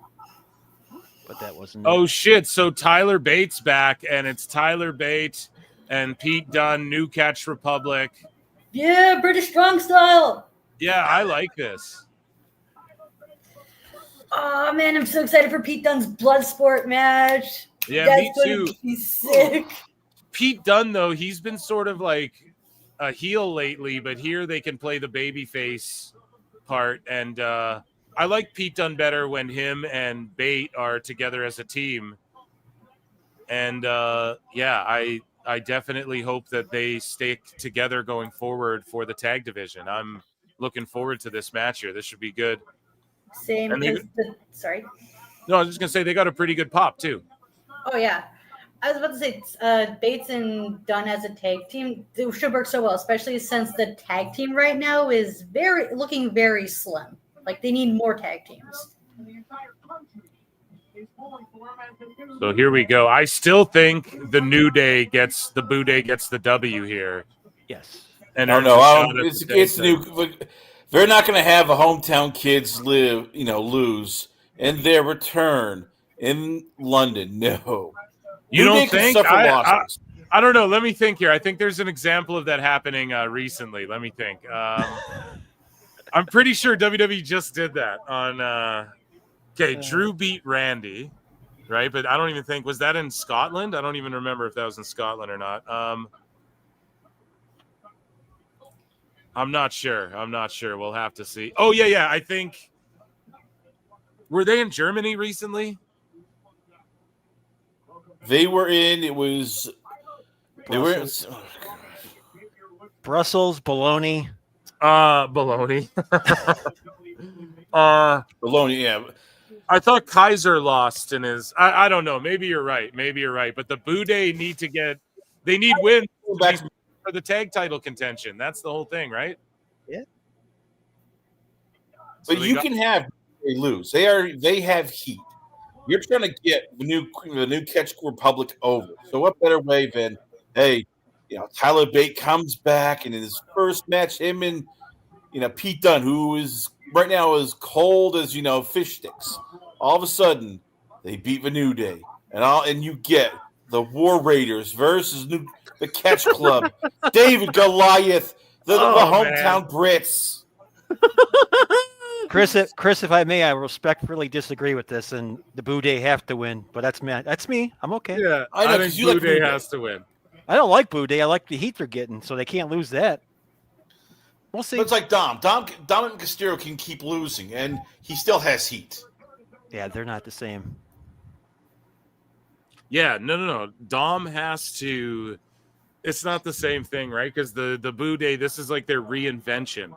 Dom's just like a slimy weasel who, the more he loses, the more we get to boo him and call him trash, and then the more heat he gets when he wins. So, yeah, but they're the same. I mean, Dom turned on his beloved dad, and the New Day turned on Biggie. How do you turn on Biggie? That's like kicking puppies. I know, yeah, slapping legit. babies. Yeah, no, I agree with that, dude. Not even you, Phil, would kick a puppy. No, hell no. Fuck that shit, dude. So off the ropes here, tag. I'm going to call the action. Boudet with a blind tag. Kofi with a kick from behind. Pete Dunne didn't see it. A knee, flying knee from Xavier. Dune's outside. Is it Dune or Dunn? I always call him Dune, being a smartass, but I think it's just Dunn.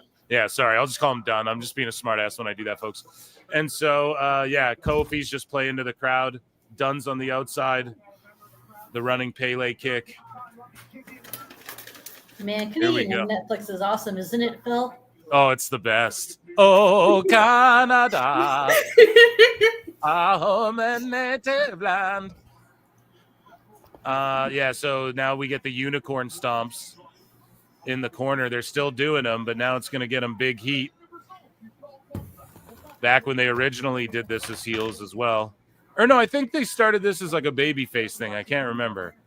The unicorn stomps or whatever they call it, where they just tag in and out and stomp, stomp, stomp. Yeah, they're just getting heat for it. They're doing it nonstop. It's amazing. Here we go. Kofi with a running drop kick, and they're just isolating Pete Dunne in the corner now. Cover. He's too close to the rope.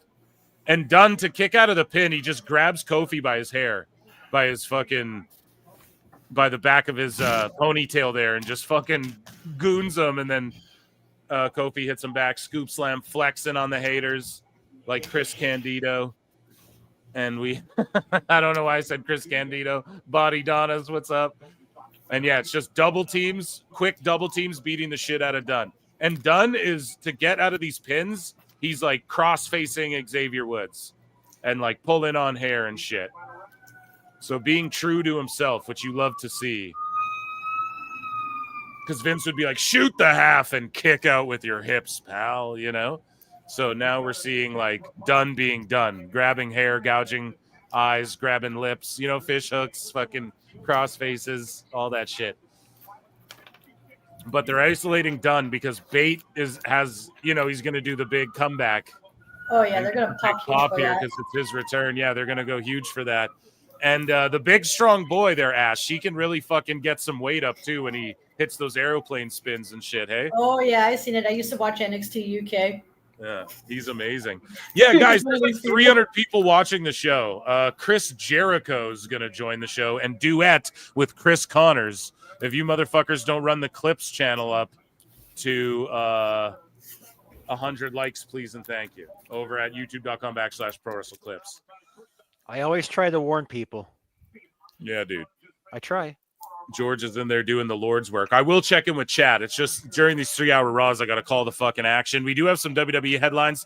The next commercial, unless it's something crazy, You know, if it's just Jackie talking to Kaiser or something, okay, we get that every week during the commercial. I'll switch over to some news. Or if like Lyra Valkyria comes out and wrestles, no, I'm just joking. I don't even mean to hate on her like It's that. okay. Wow, It's the okay. disrespect on the European talent. It's okay. Lyra Valkyria is nothing special, to be honest.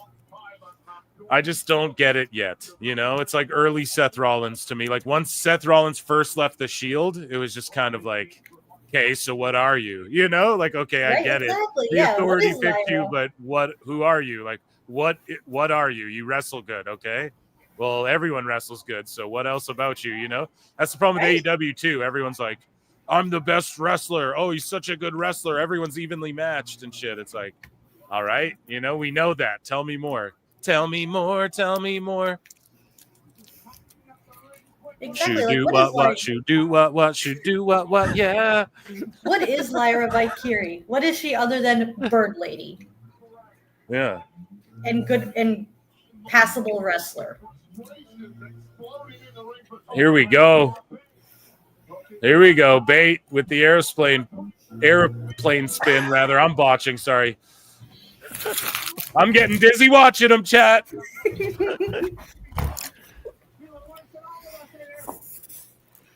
Yeah, oh, yeah. Out there.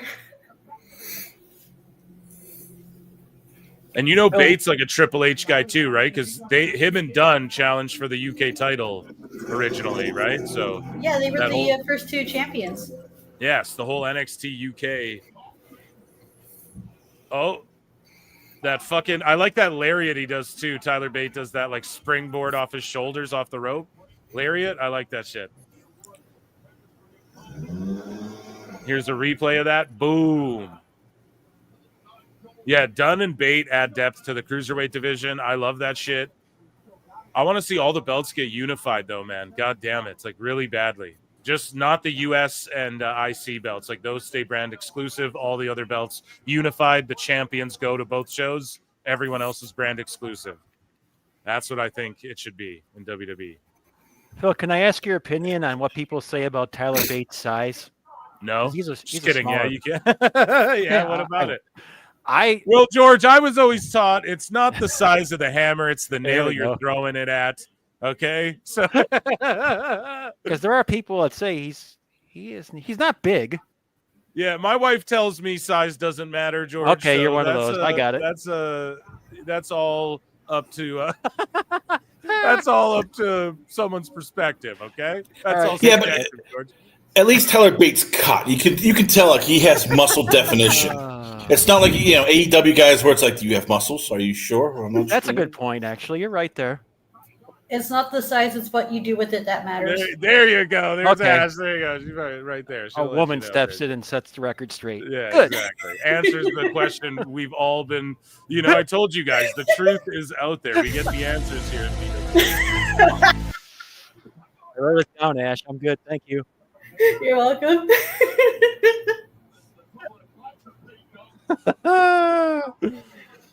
Double stomp off the backbreaker.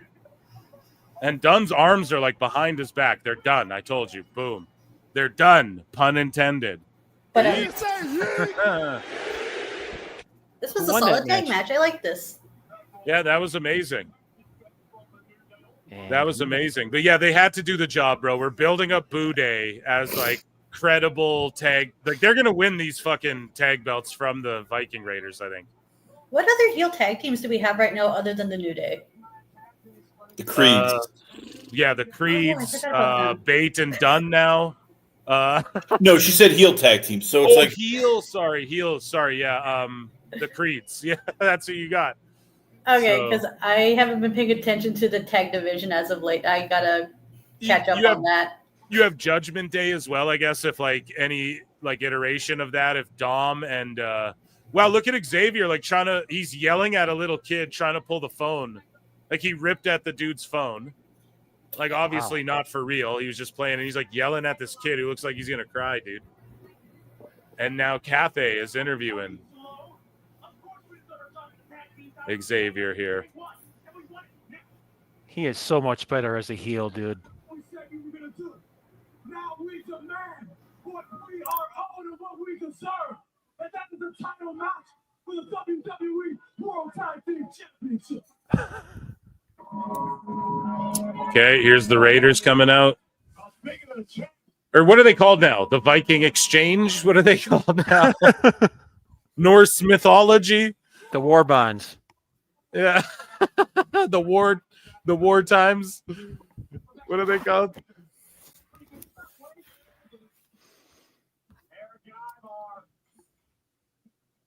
The War Raiders. Okay, I was getting it right. Yeah. War Machine was such a good name. I don't know why they ever. Do you remember the MMA fight of the War Machine? Enough said. Yeah, fuck that guy. And plus, there's also, a Marvel thing. They didn't want to deal with, trademarking. Oh, right. That's a great call as well. That's an absolutely great call.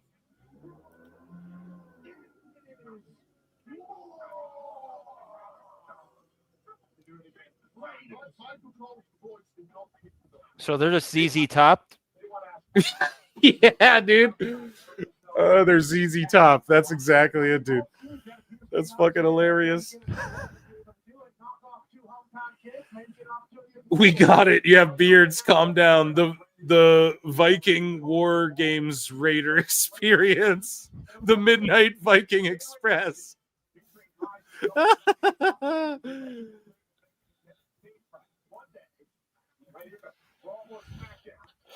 Oh, we're at commercial. Oh, no, we're not. We're at Tubi. Sorry. Disney's already far up Mysterio's arse. Are they really? For Rey Mysterio? I think the Mysterio family legacy of wrestlers. I don't know. Mysterio's old school, man. Yeah. Huh. That's crazy. And then Hulk Hogan, of course, famously. There was all of that. Okay, so let's head over to, let's do some WWE news while we're chilling.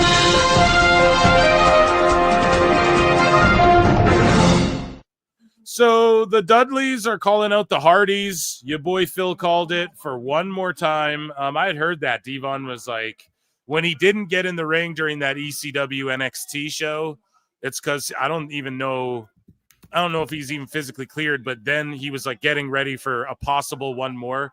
I mean, Edge and Christian's there. If Tony Khan wasn't such a mark, he could have, I'm not saying have them all do like a TLC, but you could have had a moment with the six gentlemen. But I don't know. The Dudleys are on Busted Open. Shout out LaGreca, Bully, Dreamer, and Devon talking about getting the tables one more time on that Hardy Boy ass. We're talking about LeBron and Jordan.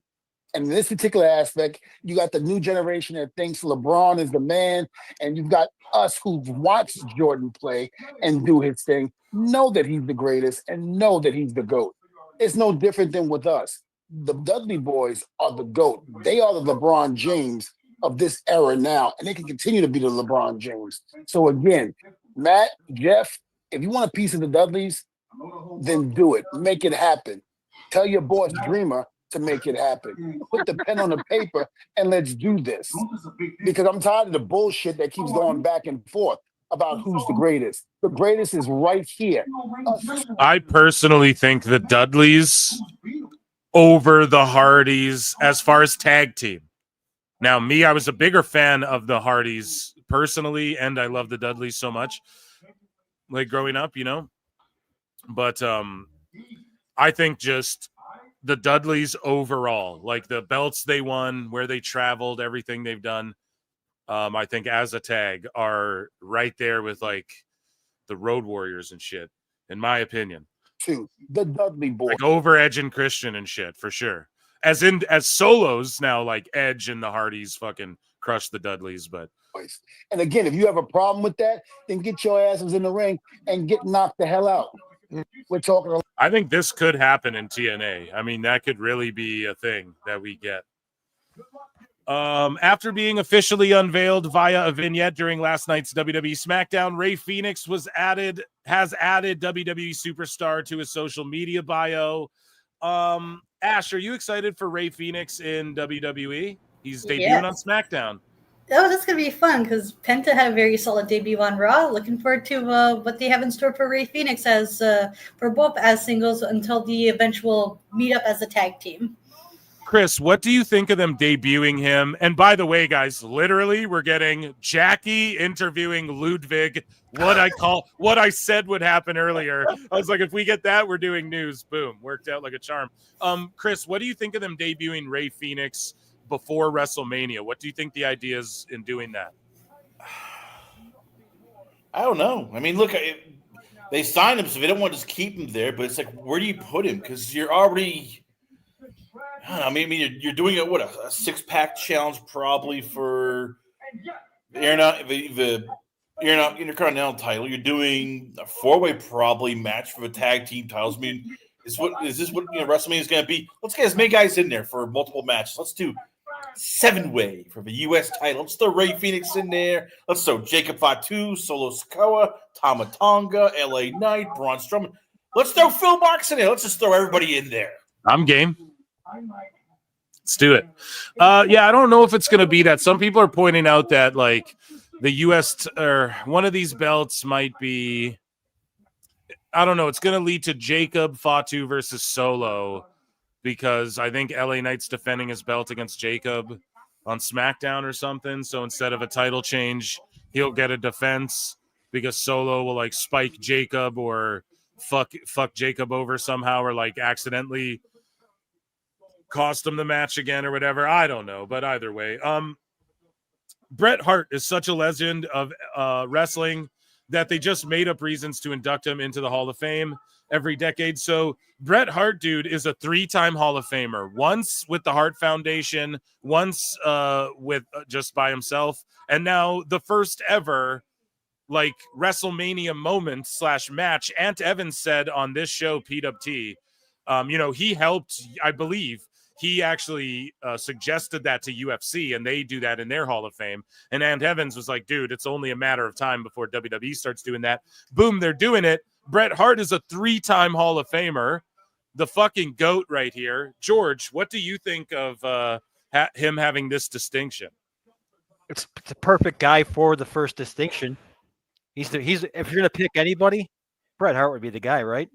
Yeah, absolutely, man. Without question. I mean, he's that dude that the old heads would turn on the Attitude Era or like at the beginning of the Attitude Era, and people would say that guy's real. I don't know about this wrestling stuff, but that Bret Hart guy, so I think he's perfect. For the sickos these days, he's like the Daniel Bryan, if you will, I guess, which Chris will probably scoff at that comparison, but it is what it is. Now, do you think they induct more than one moment per year, or do you think they just stick with one moment? Because now they have an excuse to have Austin and Brett in Vegas for WrestleMania. What do you think about that, George? I think you're best with one moment a year. You can get really clogged up in the it could be a long day. Yeah. Just keep it at one. Yeah. Yeah, I think this is amazing, and I'm a fucking huge Bret Hart mark. What about you, Ash? Huh? Canada? I think this is pretty cool. Hey, Phil, want to know something about me? What? I've never watched a Bret Hart match. Oh! What? Are you serious? Yeah, Listen, I haven't seen one yet. It's not that... No, go ahead. No, I don't count WrestleMania 26 as a match, so yeah, I have yet to see a Bret Hart match. I've been meaning to get around to doing so. I just haven't been able to, make the time for a Bret Hart binge watch. Listen, I'm not even going to give you shit for that. What I'm going to do is say now you have the luxury of watching some of his fine work. This is your homework here at PWT, Ash.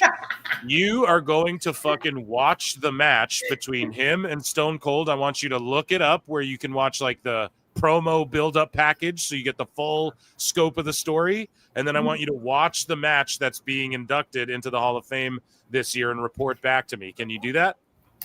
Oh, absolutely. Yeah. Okay. If someone can link that to Ash, I'm sure it's on WWE Vault right now. Promoting it's on shit. Canadian Netflix. It's on Canadian Netflix. Netflix. There you go. Someone please, or Ash, you get in there, do that for homework.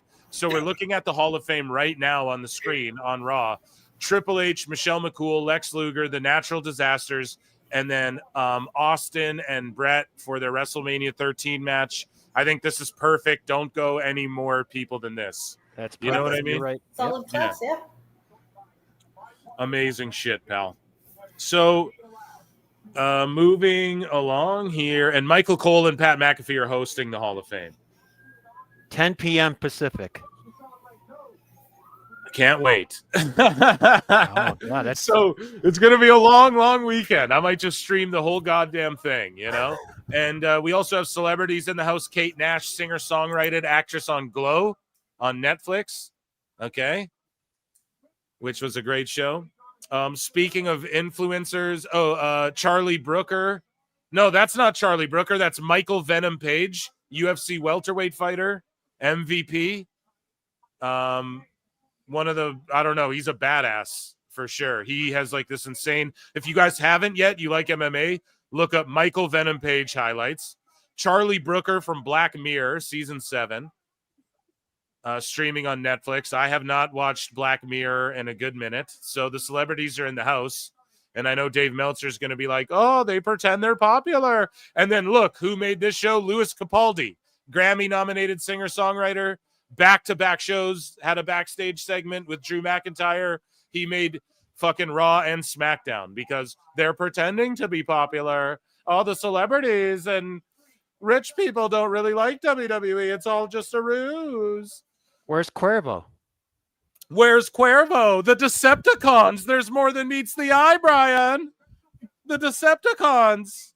Transformers. Brian. Oh, shit. So, moving along here, okay? An Instagram influencer recently posted a video claiming that The Rock hates CM Punk and was using his backstage power to take Punk's spotlight. The Rock responded in the comments saying it's complete bullshit and that he and Punk are actually good buds, bud. I'm not your buddy, guy. And so The Rock says, first of all, Punk and I have become good buddies over the years. We're solid. Secondly, whatever matchmaking scenario is best for true long-term, not short-term business success, that will be our Mania main event. Lastly, you're a clown. Cooked his ass. This is hilarious. And, you know, they're buddies and they're looking at the long term. So they know by the end of this Mania, they will know what they want to do by next Mania, but they're going to make us all think at the last minute that they just pulled some shit out of their ass. They're going to do that every year now. Okay. It worked until it doesn't work anymore. You know, they pulled it off by accident with The Rock last time, I think. And this year, everything's been planned to a T, including John Cena turning at Chamber. That's why Ari Emanuel's accidentally like on Pat McAfee stooging shit. All that Chamber show, it's going to like change. It's going to be insane. He's saying it months and months in advance because Triple H is laying this all out to people so they understand and they trust the process, you know, and they go, we know what's coming down the stretch. So I don't know, man, taking it back to the old school, just long-term booking, short-term, some things, right? There's wrestling, so there's an element of freestyle, but as long as you can long-term plan and go, okay, if we can connect these two major dots while connecting the dots along the way in the middle that we might have to plot along the way that makes sense, then we can tell this bigger story here. And I mean, that's how you draw money. So I don't know what, so Gunther was on WWE LFG on Sunday last night, which was an awesome episode. He was ripping everybody, Undertaker, Booker T, the fucking LFG people. He was ripping everyone, pulling no punches. He gave Bubba Ray Dudley his first point on the show. And during that show, someone who's wrestling paper, can you mute your mic? Sorry. Do you agree? So Mickie James had this to say about Zeta Steele, though. She's like, listen, as a wrestler who was in the Divas era, who had my ass cheeks hanging out all the time, like Zeta, or what's that girl's name? Zeta or whatever her name is. Are you guys watching LFG? That big, tall, blonde girl. Her name starts with a Z. I can't remember. But either way, she wore like a bit of a, I don't want to say skimpier, but her cheeks were cheeking a little more than usual because they were trying to show like a different side of their characters and stuff. And Mickie James was like, yo, I hate when these women's wrestlers' asses just be hanging out and it's all I can see, you know, like it's actually, we fought so hard, so we didn't have to do that. She's like, and this is a girl who did that like a lot, you know? So she had some strong words to say and went semi-viral. Some people piped up and had opposite opinions. Ash, as a woman yourself, what do you think about like when the ladies' cheeks are cheeking? Is it okay? I mean, we're looking at Gunther right now. He's basically in his gitchies. So, I mean, you if know? the women want to dress sexual, that's up to them. Like if they choose to, and that's how they feel comfortable with themselves, like flaunting their goods. If it's their choice and they want to do that, all power to them. Cena Sterling. Yeah, no, you're right. And that's just it. If I got to look at fucking Orton and his like extra tighties, you know, because he's all bodied up right now and he's got his extra tighties on, you know, or when Gable's El Grande Americano and he's wearing that singlet that for some reason like goes up his ass where his cheeks are cheeking, then like I'm sorry, if Rhea wants to or Liv wants to come out and thirst cast it up a little bit, yeah, I'm fucking okay with it, you know. So that's my opinion, but I'm a dude, so people are gonna be like, of course you say that. But as a woman, yeah, I appreciate your perspective on that. Yeah, so Mickey's words weren't even, she wasn't that harsh. She just like let it be known. And I mean, good for her. That's her fucking opinion. And she was there and lived it. By the way, Gunther and Jimmy are cooking here quite a bit. I mean, this isn't the greatest. We just saw a big could be. Sorry, what's that? I was making the joke saying this is a preview for what Gunther versus Jay could be like at Mania. Right, it'll be the same moves, just in a different order. No, I'm joking. No, Jimmy's been really cooking lately more in ring, because Jimmy's so over charismatically, or Jay rather. I feel like Jimmy's been like, okay, I'm going to show you guys in ring. You know, like when Jay botched that dive, and then on SmackDown Jimmy hit one, and then like he had a big smile and he was taunting at the crowd, and they popped for it. So WWE has filed to trademark What Do You Want to Talk About? What's Your Story with Steph McMahon? 6 Feet Under with The Undertaker, not Mark Calloway. So I have an X-Files theory for that. And the Raw recap. So could you guys imagine 6 Feet Under with The Undertaker as like a Miz TV fucking talk show on Raw or something? Oh, that would be so cringe, bro. That would piss me off. George, what do you think if they did that? That'd be something. I'm all for that. You want to see Undertaker interviewing fucking people? Big fan of the ding. Yes. Yeah, you just want to hear the ding. Yes. Okay. I'm not gonna lie. Jesus Christ. Oh my God, man. 6 feet deep with Mark Calloway is, of course, you know, his YouTube podcast, so he's going to keep that. But what they're doing is because you know, like this ESPN thing was a bit of a test run, that Steph's Places was a bit of a test run to see like if her interview style works as well. Because yeah, what they're doing is they're launching some podcasts. Like they don't have the Broken Skull, the Broken Ranch podcast or whatever, the Broken Skull sessions that Stone Cold was doing. And so they uploaded all of those to the vault. Like they've just been dropping those all, which those used to all be hidden like behind the network or wherever. Maybe they were on Peacock, I'm not sure. But they're dropping them all on YouTube because the new podcast, WWE Special, where they sit down and have a shot of whiskey, it's going to be Undertaker's 6 Feet Under with The Undertaker. You know, it's a play, just like Stone Cold's podcast was the play off of, you know what I mean? So, yeah, what do you want to talk about? That's, of course, Cody's podcast that sometimes appears on YouTube. I think that's what it was called. I don't know. It disappeared for a while. I'm not sure. Maybe they're bringing it back where you like talk to people on his bus. And then What's Your Story with Steph? That's going to be, she's going to host a podcast because I think she really is just doing what she enjoys doing. And this ESPN show was sort of a test run of, okay, this works. Her interviews come across great. She's good at it, obviously, but let's put it to the test. And then we spin off with a pod. And then the two, like Steph's Places and What's Your Stories, can cross promote the same way Stone Cold's Broken Skull sessions, like his podcast and his fucking podcast with WWE, cross promoted. 6 Feet Deep with Mark Calloway, that's where you're going to get the Shoot Brother, but 6 Feet Deep with Undertaker's where you're going to get Undertaker's Undertaker's like kayfabe. Well, just the interview style, the way Stone Cold did it. But obviously it'll still be loosey-goosey because Triple H is in charge. Vince and, Beaverface won't be over there like, hurry it up, please. No, shut up, Cornette. But, yeah, and then the Raw recap, I think that's Megan Morant and Sam Roberts or something. But either way, them just adding more content. This is actually just podcasting content, but I'd made the joke. Could you guys imagine like a Piper's Pit, but with the Undertaker? That would be such an L, that'd be insane. You'd ruin his aura immediately. Right. But George was here for it, I guess. So. Oh, just for the comical reason I mentioned. That was all. Yeah, to hear the dig. But we and Michelle McCool, and then Undertaker's gonna host it for one episode and then go, Michelle McCool's now taking over 6 feet under with Michelle McCool. Moving along though. So yeah, shout out those pods. The WWE ones, I'll check out Undertaker's thing, and I'll likely check out the Steph stuff, because at first I was like, I'm not gonna watch Steph's places, but fuck, man. What we've seen is so amazing. And I'm a little bit distracted as I babble to you guys because Gunther and Jimmy are cooking pretty well. And Gunther's like picking Jimmy's shoulders up off the mat, like choking him out, pinning him, picking the shoulders up off the mat, fucking with him. The crowd's yeeting.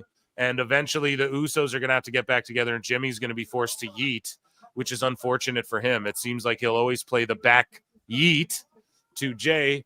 But moving along, because we got some WWE news, we might as well finish it up. So, WrestleTix, WrestleMania's, the current setup is 51,707.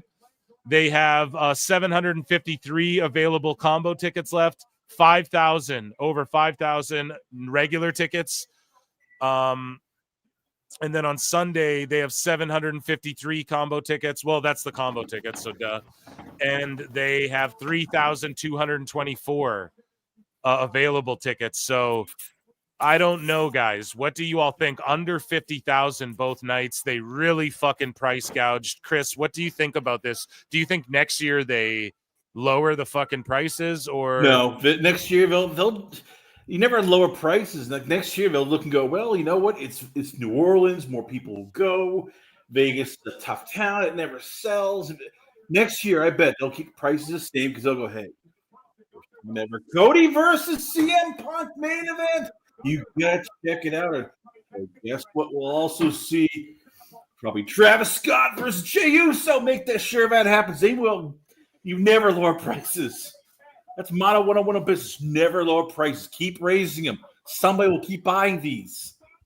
I think at some point that it's got to balance out, or people are gonna, because I mean they didn't even sell out but one night, let alone both nights of Mania. That's the problem. So there'll be like 90,000 people over both nights or something, but I just don't. I think it would serve better to fucking lower the prices and sell more fucking tickets, man. Like I'd have made the goddamn trip, but it was just like, holy Christ, They're not. Me and my wife are like Christ in heaven, We want to have our, do our summer vacay still and stuff too. What the fuck?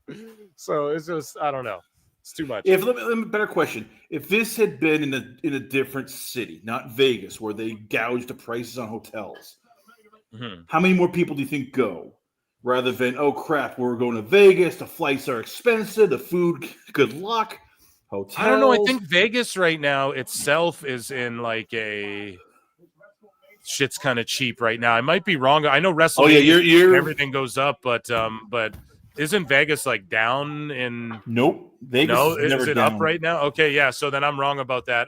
I thought I saw something about people saying like, well, it's been a ghost town lately in Vegas, and maybe that was just some idiot saying some shit that went viral. It's but a ghost town either way, like regular time. But when there's a big event, they know people are gonna go.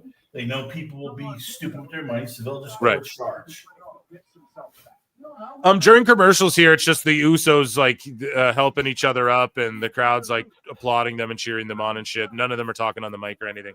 So Tom Reed said it was called the Funeral Parlor, right? And you are right, but I thought that was more like Paul Bearer's. Like Taker was just there, like grimacing and shit. No more, while Paul Bearer sort of carried the fucking torch on that one. Am I wrong about that? That sounds about right. Yeah, they sounds about did right. the It was- funeral. That's accurate. Yeah, the funeral parlor. They did that a couple times. I do remember those, right? But yeah, I don't know how long lived that was, and I think it was more Bearer doing the heavy lifting there. So,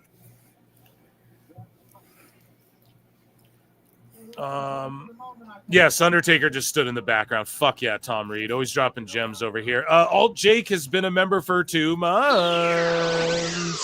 Guys, remember, make sure you hit like, make sure you hit subscribe. Patreon. I'm on Twitch now. Phil Marks Out is my pop culture channel and stuff like that. I got my Daredevil reviews. Fuck, man, Daredevil 5 and 6. Cooked, man, is cooking. Anyways, back to WWE news here. Jimmy's just still like taking a long time to get out of the ring. This whole commercial break is just him.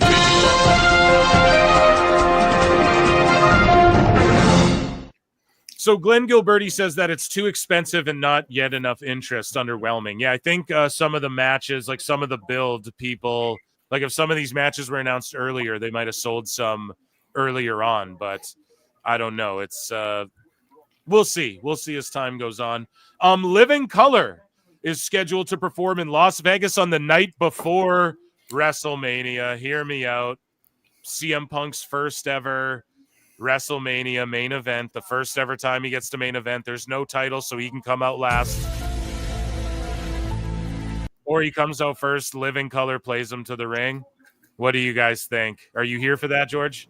Dude, Living Color is so good live. I've seen them twice. They're awesome. Dude, amazing. They're going to play Punk to the ring at the main event. What do you think of that, Chris Connors? I like it. I mean, if you're going all in with this, might as well. Like, this is the big one. This is Punk's first ever headlining WrestleMania. So only ever all 2. in. First and last. One and done. He won't main event again. Maybe we'll see him like win a Rumble and do a World Heavyweight, but I just think that shit, the trajectory of WWE, that's going to be reserved for.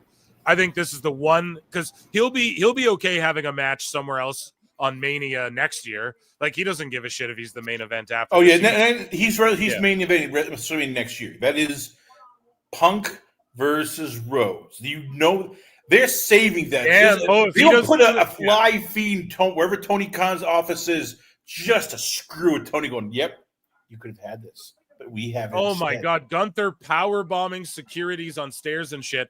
But anyways, yeah, I think it's good shit, buddy. I think it's awesome, and I really do hope Living Color is there. That would be so good for them. It's been a while too since we had like a really cool band play someone's legit theme to the ring. You know, a band that's as iconic as Living Color. So I love that. Speaking of iconic and Roman Reigns.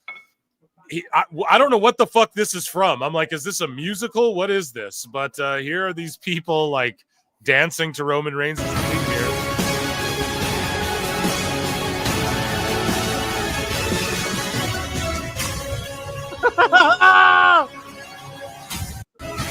Where was this? This is like some community theater shit. Like, what is this? Does anyone know? I've never seen that before until you I've never popped it seen up. this in my life, dude, till the other night. Look at this. They're dancing to Roman Reigns' theme. Like, this guy here is just offbeat with everyone. And then they... Oh, my God. Yeah, and Gunther's Gunther's going just nuts. beating the living hell out of Jimmy. And he's got Jay strapped to the fucking rope. So they went through the whole commercial break. No Gunther. You know, Jimmy's on his way out the ring. Gunther runs in, starts destroying bodies. Speaking of bodies, here's Rhea Ripley spanking herself with a kendo stick.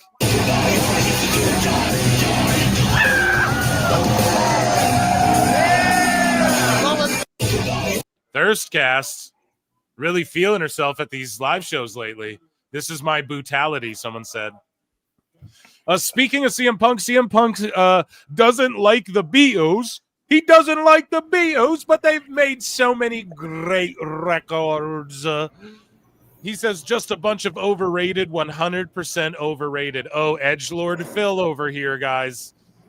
Phony boy band that was manufactured and went through phases. Oh, you mean like all those fucking super legit punk bands that all become rappers 2 years later? Or, you know what I mean? Those guys aren't fucking manufactured cornballs. Oh, we're hippies now. We're psychedelic now. Fuck you, Sergeant Pepper. Yeah, fuck you, Straight Edge Brooks. No, listen, I love CM Punk, but fuck you, dude. Drink a beer. Don't be a bitch. You know what I mean, dude? Fucking calm the fuck down. No, I'm just joking. If you're straight edge, that's cool. But listen, the Beatles, they made Sergeant Pepper. That was a great record. Dude, the Beatles are fucking amazing, and they just want to hold your hand. Jimmy's got color. He's bleeding. We got Jimmy Uso color before Punk color, dude. And he's bleeding, and it's going to make Jay... See, Jay's winning the fucking title at Mania. I'm telling you guys. Well, you have to, because I don't think Gunther is that great compared to some of the other heels you have on the roster. He's cut good.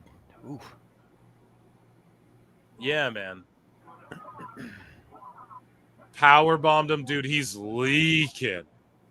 He's leaking. Like CM Punk fucking eyes are leaking, crying over the Beatles. Oh. Okay? Punk, we all need to come together right now over me, no Diddy, okay? So, no Diddy party, okay? Quit hating on the fucking Beatles. And that was WWE news. Let's tap back in with Raw here. Just a brilliant, tremendous segment. We got to hit a yeet. I know people think that Gunther's not going to win, but, like, no, there's no way they give up the yeet a Mania. Like, that has to happen, right? And look at this. This is the nail in the coffin. Him being zip-tied while his brother's bleeding like a stuffed pig, and Gunther's making him beg for his brother and powerbombing him and shit.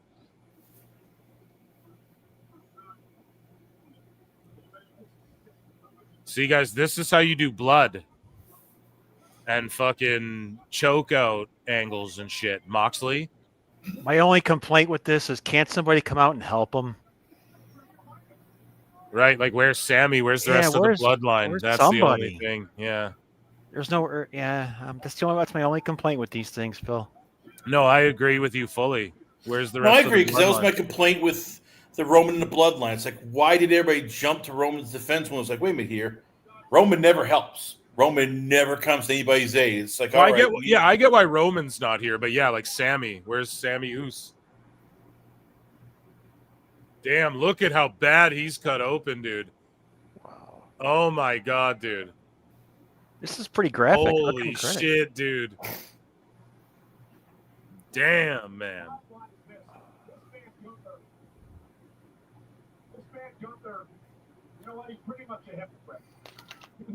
Damn, Michael Cole's disgusted. Look at the look on Pat McAfee. Michael Venom Page is like, holy shit, dude.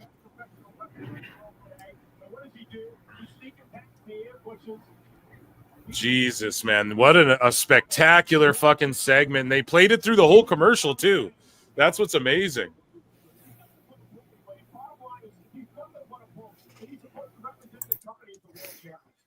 Gunther's a maniac. I love when Michael Cole gets like this. Me too. Oh, ever since the old regime left, Michael Cole's like found a new life, almost enjoying commentary now. Yeah, that shit this is the cinema, man. This just made that match, and that just solidified to me no matter what. Like, we are getting Yeeta Mania. There's no way they pass that up, especially with what they just did to Jimmy. And now if Jimmy's not a part of Mania, that makes sense too. And if Ludwig runs out, then, Jimmy can come out and make the save for Jay or whatever. Jay will finally win the belt. He doesn't even have to be the champ for long. He can lose it to Drew or something down the line. Bill, would you like some breaking news? Sure. So AEW Moles just tweeted out, friend told me there's plans for a very interesting match on the Raw after WrestleMania. Right now involved, it would make sense, but the night after will. Leader and follower. Follower questions leader on how he lost to a joke, quote, European dream match of sorts. Sure. I mean, the mole could just be said. I mean, that's the whole thing. AEW right? Mole. AEW Mole is usually never wrong. He's spot on with stuff.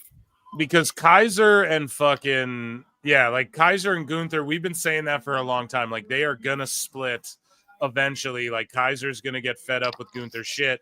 And I think I fantasy mark booked that like a while back. I was like, when he loses the title to someone like Jay, Kaiser's going to be like, how the fuck do you lose the belt to the Yeet guy? Him, yes. I don't respect you. And then Kaiser gets his single run, right? And then we see them get split up because of the draft changes or whatever, right? And you got to, like, Kaiser is also with Tiffany Stratton, and they like to keep couples together. So I'm like, you know, maybe Kaiser goes over to SmackDown, like they sent Vinci over there, and then he got released or whatever. So I think I fantasy mark booked that a while ago.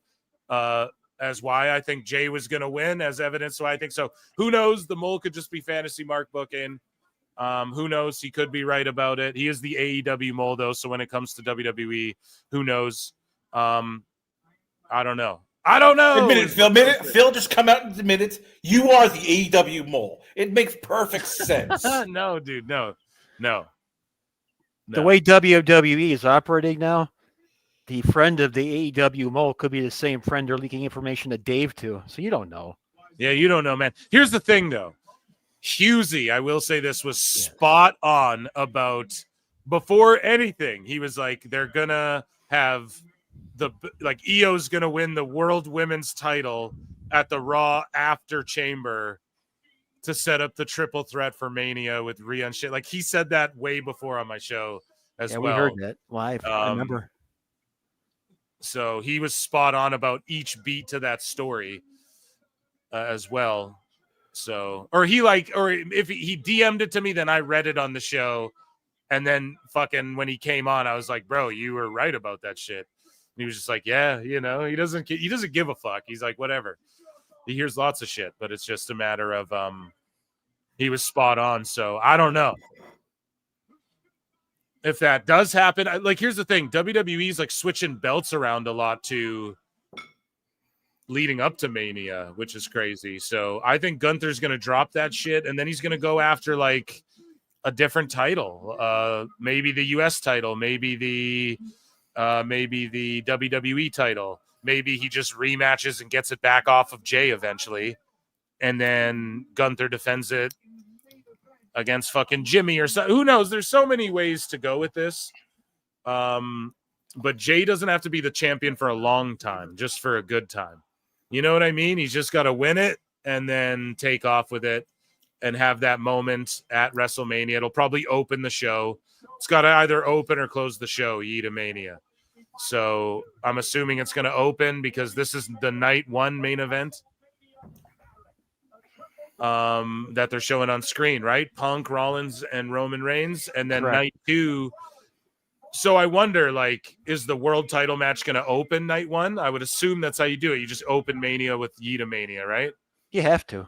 Yeah. So if crowd it doesn't close out the show, allegedly. Yeah, I'm the Mole. Allegedly. No. Allegedly. I don't have time for that, guys. I would just fantasy mark book like I do on this show. I have one other Twitter I made. It's called @PhilMarksOut, where I react to like pop culture, YouTube drama type shit. Pro Wrestle Times is MMA pro wrestling shit. And I don't know why I said MMA first, but because I've been doing more MMA lately. Like reacting to it more on that account. But yeah, Phil Marks Out is my other Twitter. I am no mole. That is for That's goddamn what the Mole sure. would say, though. I'm just saying.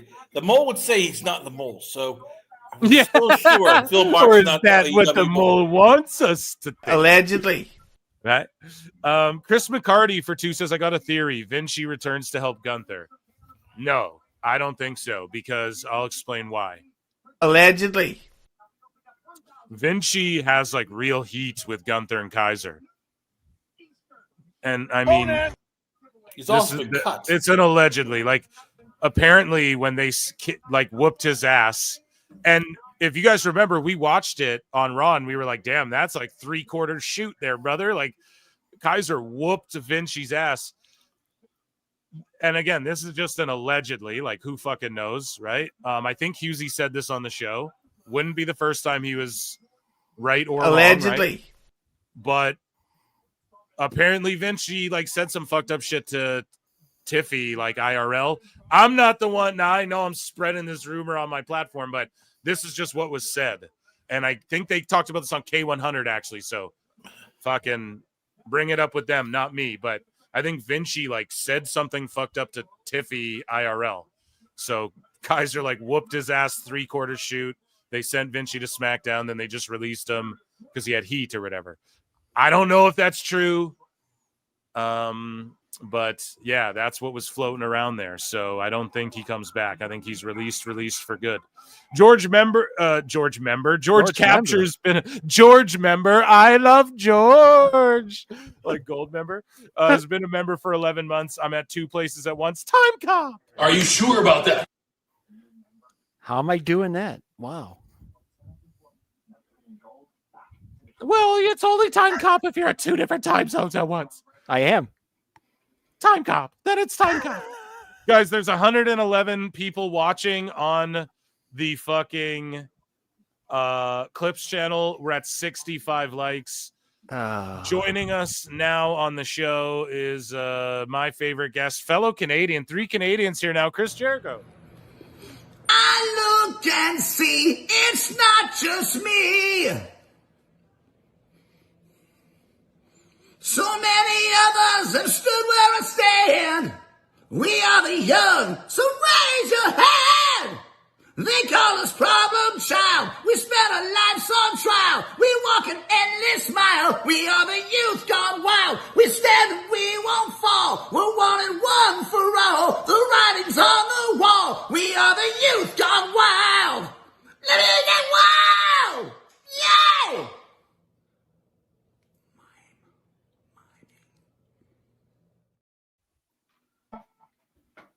Boom. Okay, our boy Penta's coming out, the mega star here with his epic fucking entrance. They bring out the strobe lights, the fire, the lights go out, fireworks. They give him the drone shot. They give Penta everything. Ash, were you a Penta fan prior to WWE? And do you have you been a fan of him since he's been here on Raw? I like what they're doing Penta. My first introduction to Penta was through AEW.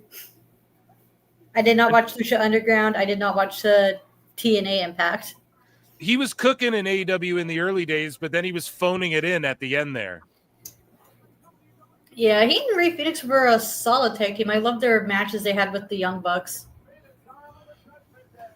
Yeah, so at the end of his run, though, he looked like he's phoning it in. But yeah, he just looks spectacular. He's feeling himself. Big star. They roll out all the fucking camera tricks for him.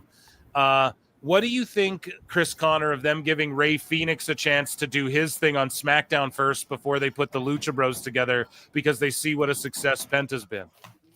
I mean, it's smart. I mean, you're always – because they value, singles guys more. That's where there's more opportunity right now in SmackDown in terms of, all right, mid-carders, because outside of LA Knight, you're trying to figure out. I mean, it can't hurt. Worst comes to worst, well, you go back to tag teams. So I like it. George, are you a big Lucha Underground guy or what? No. I knew the answer to the question, so I asked you it. Did. Somebody said Lucha Underground has aged like fine wine. Yeah, I loved that shit at the time. It was so innovative. And, a lot of these wrestlers, you see them now on, like, a lot of these shows. So, Penta, what is this, like a 4-way match for the IC title? What is this match here? Is it a tag, or is everyone talking shit? Like, what are we getting tonight? I'm the worst So at... tonight's going to be Penta versus Braun Penta Breaker. and Braun versus Finn and Dominic is what it is. So some tag action. I think this will end up being a fatal 4-way at Mania. This is it right here. Penta versus Braun versus Finn versus Dom.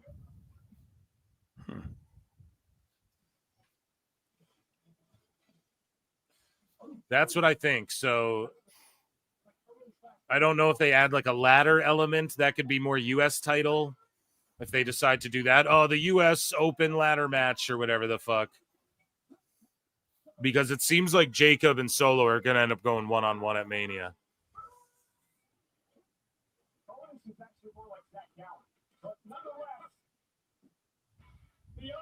Wait, Michael Cole during the commercial just compared someone to Zach Gowen. What did he say, chat? Did he just say Owens is more like Zach Gowen or something? What did he just say? That's crazy. This match shouldn't be a ladder match, this 4-way, though. Breaker, Penta, Dom, Finn. I don't think it should be. It should just be a 4-way if they're going to do it. And then for the U.S. title, just have LA Knight versus Andrade versus Rey Fenix versus, just do that in a ladder on one of the nights. Being Canadian, wasn't Zach Gowen a singer? I don't fucking know. I just remember him as the I'm old one-legged school. wrestler. Okay, there's a Gowen that used to sing. He's a Canadian. I'm showing my age.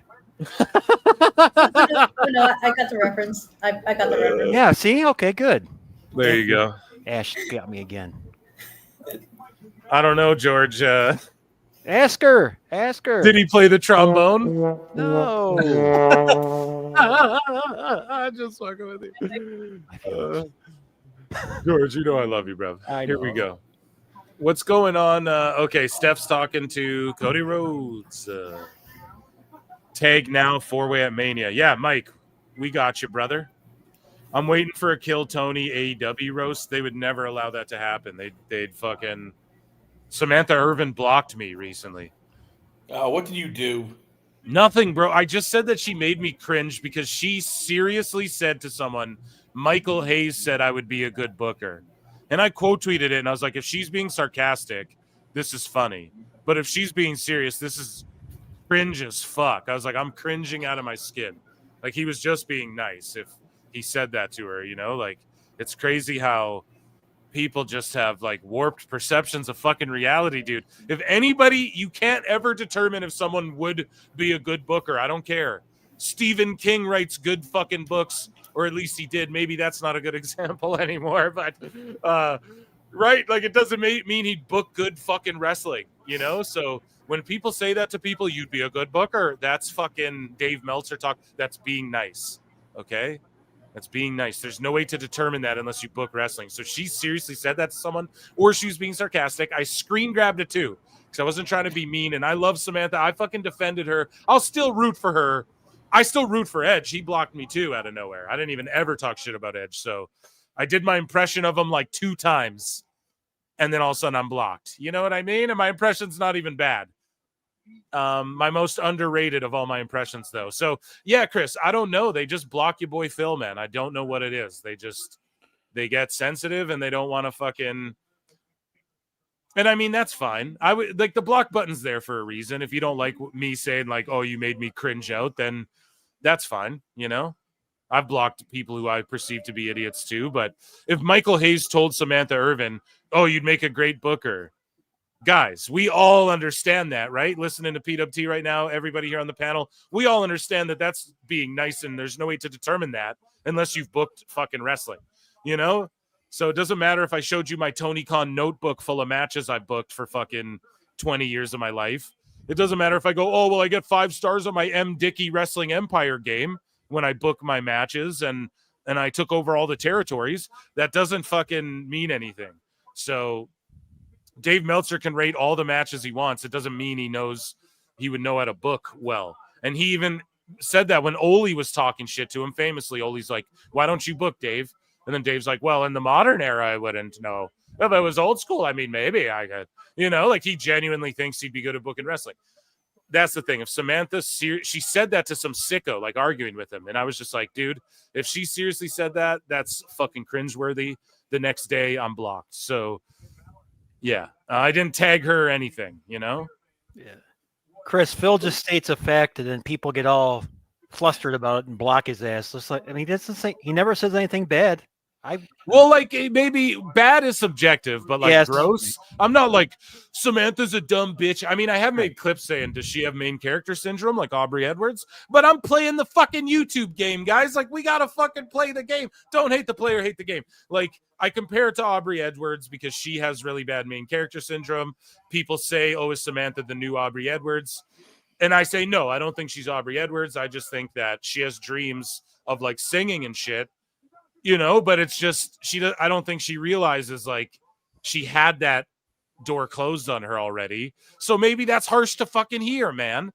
Maybe that's harsh to hear, but that's the entertainment business, baby. If I told you guys all the shit I've written that's got rejected, by things that I respected, where I was like, fuck, I'm never gonna make it, trust me, guys, it would be fuck, So you got to be able to take that shit in stride. And maybe I think because when people say the truth too, it like, you know, you say the truth and it's like shit. That fucking hurt me, you know, because it's medicine. It tastes awful. Medicine tastes like shit, but makes you better. It's sort of the same with the truth. It sucks to hear, but fucking makes you better. So I don't know. I didn't say it maliciously, but I was like, if she's serious, I'm douche chilling out of my skin or however I worded it. But again, I'm being funny. You guys know me. I'm a blabbermouth. So I'm just blabbering, you know, talking how I talk. And so maybe some people find that offensive. That's fine. Aubrey's getting excited. It's Kentucky Derby time. Oh, come on now. See, like, I don't even say, come on now, George. That's not very fair. Oh, come on now, George. That's not very fair to say Kentucky Derby and Aubrey Edwards in the same sentence. I didn't imply anything. I just said it's that time of year. Oh, come on now, Eric. Come on now, George. That's not very fair. See, I don't even say shit like that. Yeah, this match is cooking. We're in commercial break. I'll call the action. We just had the big dive over the top rope, the double team action from Penta. Think about this match. We have Finn Balor, Dominic Mysterio, fucking Pentagon Jr., and Braun Breaker. Braun Breaker, thank you. I was like Steiner. What's his name? Rex Steiner. I'm just like thinking Rex Steiner for some reason. You know, in a fucking tag match. Like, imagine this lineup. Who'd have ever thought this would be 4 people in a ring in WWE together? Madness. Just think, soon Scott Steiner's kid might become a WWE. Right. He's gonna too. He's like excited about it, I guess. That's like a goal of that kid in his life. So when I hear that, that's what I'm excited for. I don't get excited for any old football player, Joe Schmo. I get excited for guys who are like, oh, it's Scott Steiner's kid, and he's like, oh yeah, I want to go. It's my dream to wrestle and shit. You know, it's like, okay, let's fucking go. When he comes in, do they acknowledge the Steiner name? Scott Steiner was like, he'll be something Steiner. They're like, so Breaker, they call him Breaker, whatever. Everyone makes the connection. And I think they put them together too. Let them have a run as the fucking Steiners, man, and just call them the Steiners or whatever. How's going? Here's the story of 2 cousins. Yeah, I'm not sure if he do. I mean, because by the time a kid comes in, you might have Braun Breaker as the heavyweight champion. I mean, yeah.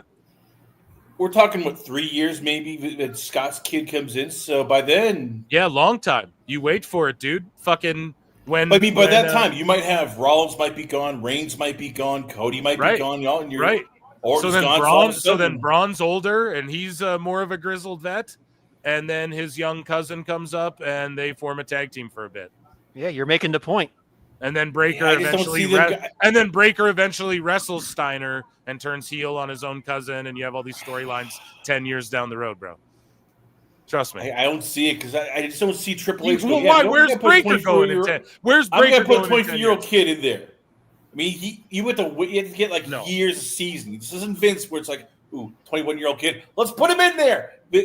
Triple H like, no. We're not saying just put him in there. 5, 6, 7 years, man. You don't think they could do an angle where Braun Breaker's a grizzled vet? He's been there and done that. Hey, here's my young cousin who was in NXT for the last 2 years.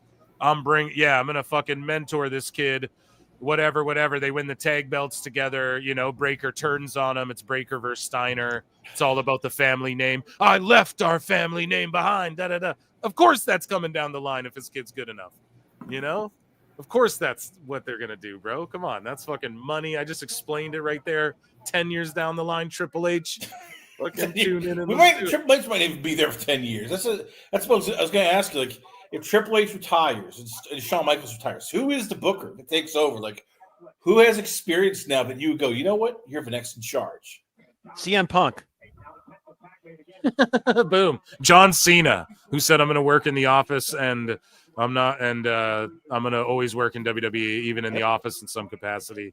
After 2025. Even though these two have never booked anything. I mean, as you said, yeah, but you have Triple H do it. You have Triple H do it, and then you train up Cena and Punk to be around, but then you have Nick Khan there for a while. I get it. They're older, but you still get a lot of years. Like, how long do you think Triple H is going to do it? I bet he's one of these Vince McMahon type guys. He'll do it till he's fucking old and gray, and they have to force him out Hopefully not for the. I don't think it'd be for the same reasons, but Easy. I just not force him out though. I'm joking. Like I think Triple H will know when to bow out when it's just time to move on. You know, like when there's someone else who can just do it better, and then he'll stay on as like an advisor or something like that. You know, this match is cooking, by the way. Even through the commercial, they were fucking cooking. But yeah, I think it'll be. Triple H will always be there as like an advisor of some sort. And I think one day we get like Commissioner John Cena, like John Cena, GM of fucking Raw or whatever. Or I think we see shit like that in years to come. And Punk said he was going down to NXT when he kind of retires, right? Yeah. Okay. So when HBK retires, yeah, Punk will be the HBK in that HBK role. Perfect. You know? So it'll be all good, man. The kids are in good hands, you know. The kids will be all right, as they say. No, but I'm just saying there isn't like this experienced people. You're gonna be able to train people on the fly. So I keep forgetting her name. When Ricochet's wife said, "Yeah, hey, I could be a booker." She's not wrong. I mean, there is Braun. Yo, did y'all see Braun Breaker just now with that double fucking stalling suplex? Braun fucking Breaker, dude. Holy shit, man. This guy is future WrestleMania main eventer without question, the future of this fucking business. He'll be the next like top draw guy. Braun Breaker, he'll be the next Roman Reigns. That's my prediction. He will win that title and he'll have like the next great run with that thing where he's like the most over top baby face, you know? Dude, his in-ring is so much like Scott. It's ridiculous. It's ridiculous. Somebody said in chat, carbs don't exist in Finn's world. Dude, tell me about it. I've had some brown rice. I had one piece of sourdough. I've been eating strictly fruits and vegetables and fucking eggs and meat. And yeah, I've been going hard in the fucking paint, man. Eating so clean, drinking shitloads of water and soda water. And yeah, no more cheesecake. Fuck no, not right now, dude. WrestleMania. No more cheeseburgers. Wait, WrestleMania. I'm going hard as fuck. I'm gonna eat pizza. Probably. I'm gonna go hard in the paint that weekend. You know, I'm gonna have a bunch of drinks and shit. That'll be fun. But I've been so clean, doing so good with ease too. Like not even struggling through any of it. Yeah, but I have. I've just been eating like fruits and vegetables, basically. You know, and then like some brown rice. My wife's like, you can eat some fucking like sourdough fresh from the bakery bread, it's a probiotic or whatever. I'm like, okay, I'll have a slice of that. So Breaker just speared Penta. We're setting up. And then, of course, there's already like dissension between Dom and Finn. And so Dom and Finn obviously have some animosity, even though they're about to get this W. Finn with the double stomp beats Penta's winning streak, although Penta's still undefeated in singles competition. He just took his first pinfall loss, and it's because of spear from Braun Breaker. So we have dissension between all four men now. Perfect setup for a four-way at WrestleMania for that title. And I love this. This story's moving along here. Like this guy with the yeet glasses, fuck you, and talking shit to Finn about his soccer club. Oh, shit. You got to love that. Yeah, they advanced it. I like it. Okay, so El Grande America. Chad Gable is here with no hair plugs. So an instance where allegedly. He was going to come on today too, but he's like, fuck. He had to edit though, but he's on Europe time, so he's like, shit. He's like, I might be able to make it. Got a doctor's note. Gable's got a doctor's note. I wonder how much he paid for it.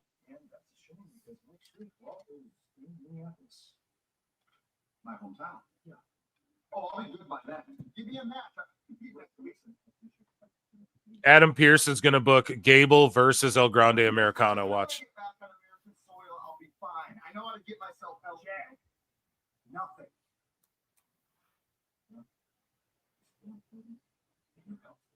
Besides, next week we've already made arrangements. Who better to compete on American soil? Here's that's my hometown. Okay, if he books, do you know what would be so funny? If they had, if Adam Pearce books Chad Gable versus El Grande Americano.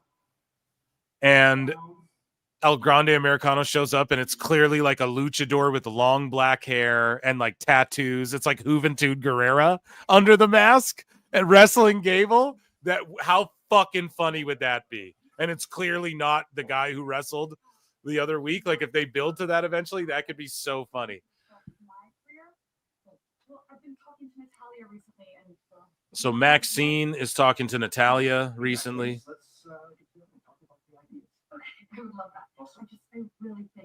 So what is Maxine's ideas? What if Maxine did a blood sport? Oh shit.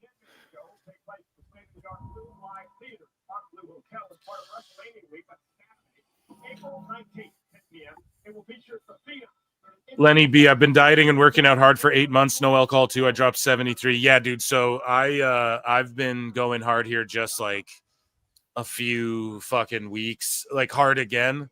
I don't know. I hurt my shoulder. So I got back in the swing, right? New Year's, I was eating cheesecake and drinking a million beers. I get back in the swing. I hurt my fucking shoulder, if you guys remember that, which I'm all good now. Have been for a while. But then I was just eating like shit, though. You know, I was just jumping into the fried rice and the cheeseburger. I love cheeseburgers, pizza. Those are like two of my favorite things. I could eat them every day, you know, and cheesecake. I could eat that shit every day. But then it just, oh, dude, it just coagulates in your belly.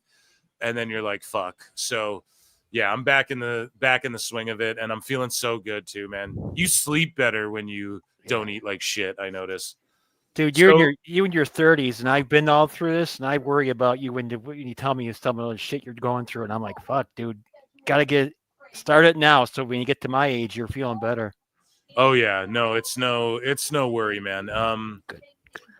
It's no worry. Like I really hurt my back like almost a decade ago, I want to say now, like severe, and then they wanted to operate on me because I just fucked up lifting shit, and I was like, nah, dude, and I literally did DDPY back when it was called DDP yoga, and it legit helped me like alleviate pain and shit. So it's just something you manage all the time. So my upper back compensates for my lower back a lot, and so I hurt like when I going into the new year, I just started lifting like immediately, and I just started boxing like immediately and going hard as shit, and I hurt my shoulder. I don't know what the fuck I did, but I just like pinched a nerve or something, but really bad. And so, but I'm back into it now, and just like, yeah, just, I don't know. I'm good at typically, you know, my wife cooks very healthy, and like, I'm good at always like watching what I eat and fucking working out. I'll fast a lot too. Like a lot of the times, even when I am eating like shit, I'll eat like one big, large buffet of a fucking meal for dinner, but I don't eat like breakfast or anything. But I have been eating breakfast every day. It's important when you work out, you eat more. And so, yeah, I'm eating a shitload of berries.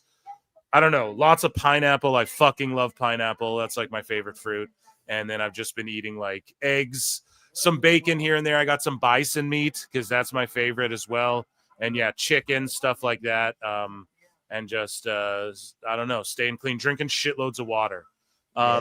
Yeah, these tumblers, man, I implore everyone to go get one. I don't have one of those fancy ones. I just have this. I was gifted like a $20, $30 tumbler, and it just encourages you to drink more water, I feel like. So don't go stabbing people over them at Starbucks as like people were doing.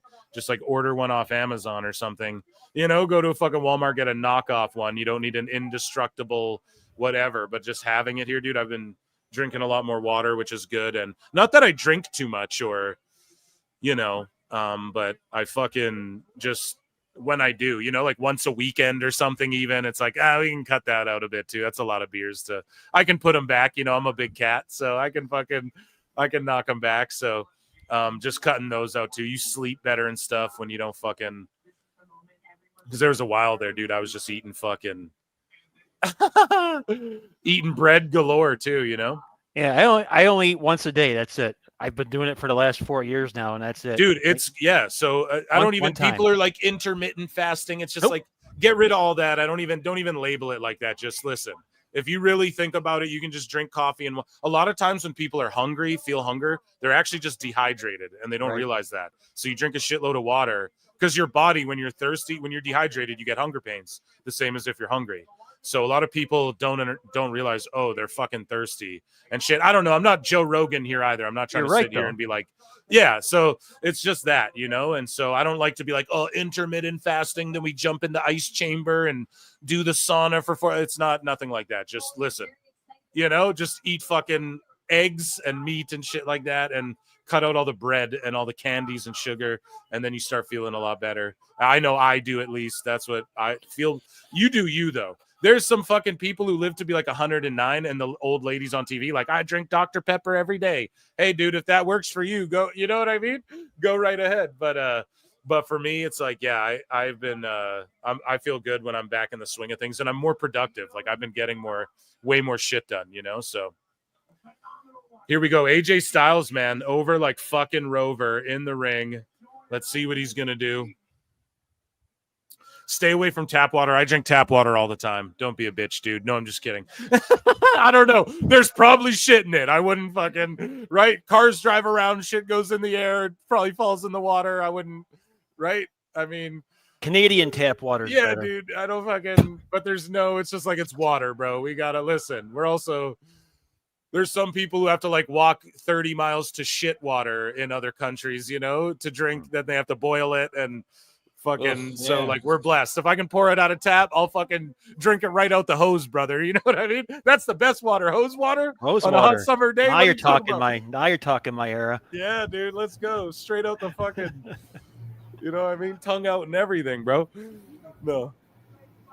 But yeah, that's the health cast here with Phil Marks. So we're paying attention to AJ here. He's going to confront Logan Paul, and this is going to be awesome.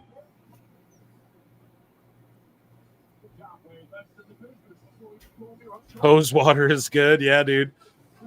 Canadian tap water is probably cleaner than bottled. There you go.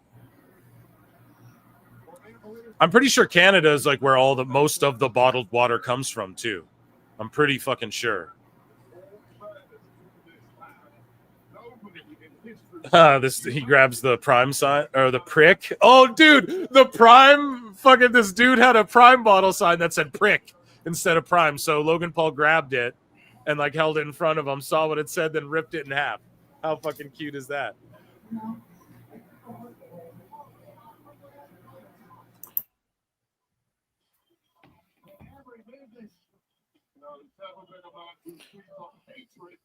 All right, Phil, would you put the world title on Logan Paul within the next year? Within the next year? Yes. The world heavyweight one, yes. He could beat Jey Uso. The WWE, not yet. You got to wait a bit for that one. But yeah, that world heavyweight, yes, he could beat Jey Uso, and I would be down for that. Because I was thinking, if you ever want to trigger people, Logan Paul beating Cody Rhodes for the title, you know that would just the IWC would light their hair on fire. Like, how dare you put it on a YouTuber, a part-timer? He's making fun of Hangman Page. Yeah, fuck all those sickos, bro. I don't give a shit about none of them. They don't buy merch. They don't buy tickets. Oh, they you would love it, Phil. You would sit there and drink their tears. Oh, I'd fucking bathe in it. I would love it, dude. This Wednesday, too, is going to be an awesome show. I have two hilarious, awesome guests that are going to be on the fucking... If it all goes down as according to plan, one is locked in 100%. The other, I believe, is locked in like 90%. And it'll just be an awesome, fucking hilarious mixture between me and my two guests. And I can't wait for it. A holy trinity of sorts. And goddamn, we have great sickos and AEW news and stuff for Wednesday's show. So you guys don't want to miss. I think I'm going to go live at like 7 Eastern. Okay, to give the Easterners like an hour extra time. So 7 Eastern Wednesday. Make sure you guys are tuned in. And that will be live on Twitch and YouTube. So if you're listening on X, go to fucking YouTube or Twitch and watch this show too. They're chanting "Shut the fuck up" at Logan Paul. He looks like an asshole with those glasses. As an Ohioan, we don't claim the Pauls. Lucy, are you insane? Pony Con, the best guys. Pony Con. I want to see that fucking Northern DC. Shout you out, brother. Big shout out for the last fucking show, man. My guy. I want to see that unicorn movie with fucking Paul Rudd and Jenna Ortega or whatever. I think she's in it. I want to see that. You guys know what I'm talking about? Death of a Unicorn. Yes, I want to see Yes. that. So the release of Queen of the Ring, by the way, is like April 5th, I want to say, in Canada. They announced the nice. Canadian release date. So Ah, yeah, Sweet. finally. I've been trying to find a theater. I'm like, I don't know. I don't know where they're going to play it, but I'm going to see it, and I will get back to you guys with a fucking review. I'll have to check that out for sure whenever I have time to watch it. Yes. We can review it, Ash. You let me know if you see it, and we'll fucking review the thing or something. Yeah, that works. Never done a 'Cause it's movie good. review before, but Well, it's good to get female perspective on shit sometimes. You know what I mean? So true, you're not wrong on that. Yeah. yeah, especially like when it comes to Queen of the Ring, like her story. Like, hey, are they doing justice over here in your mind, or is this a disservice or whatever? You know, and then here we go. It'd be a Fucking whole new Logan experience. Paul, AJ Styles. Sorry, Ash, what were you saying? I know. I was about to say it'd be a whole new experience for me because I'm not familiar with the wrestler that the story is based on. I'm not overly familiar either, besides like what Jim Cornette said and shit. You know, we know the name Mildred Burke. We know the names that are involved, Yeah. like the people, you know, you hear of them, but I couldn't tell you fucking 5 of her best matches or whatever. I could. I rated them 3 stars, Brian. 3 stars used to mean like 1 star. It's a Richter scale. The story is really good. You'll be impressed. It's a good story. I was around. I know. Fucking George.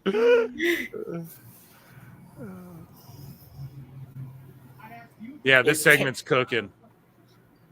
Do you think we're gonna get Logan Paul versus AJ at Mania? Yeah, I think that's what's going down. Like AJ just said it. We're going to wrestle for the first time, like me and you. It's going down at Mania. It's a money match, and AJ will bring the best out of Logan. Like these two, I think their chemistry will be. Notice the last stop of the tour on the European tours. We're starting to put together the undercard a little more now. Yep. Good. Cool. Logan Paul's just like, what do you guys know about checks, London? You're broke. You're poor. Yeah, AJ is like the modern HBK. And Logan Paul is like trained under HBK and shit. And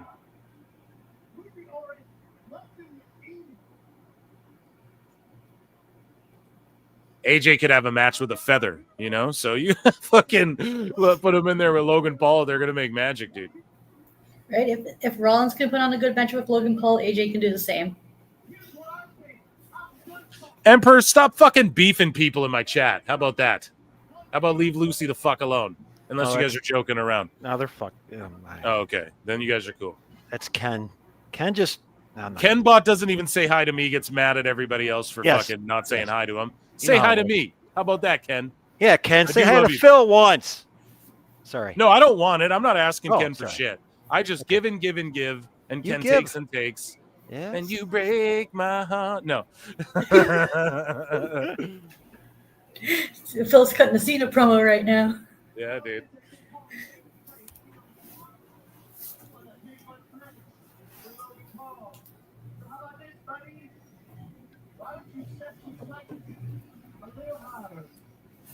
WrestleMania, pointing at the sign. They're all saying, shut the fuck up to him, flipping him off.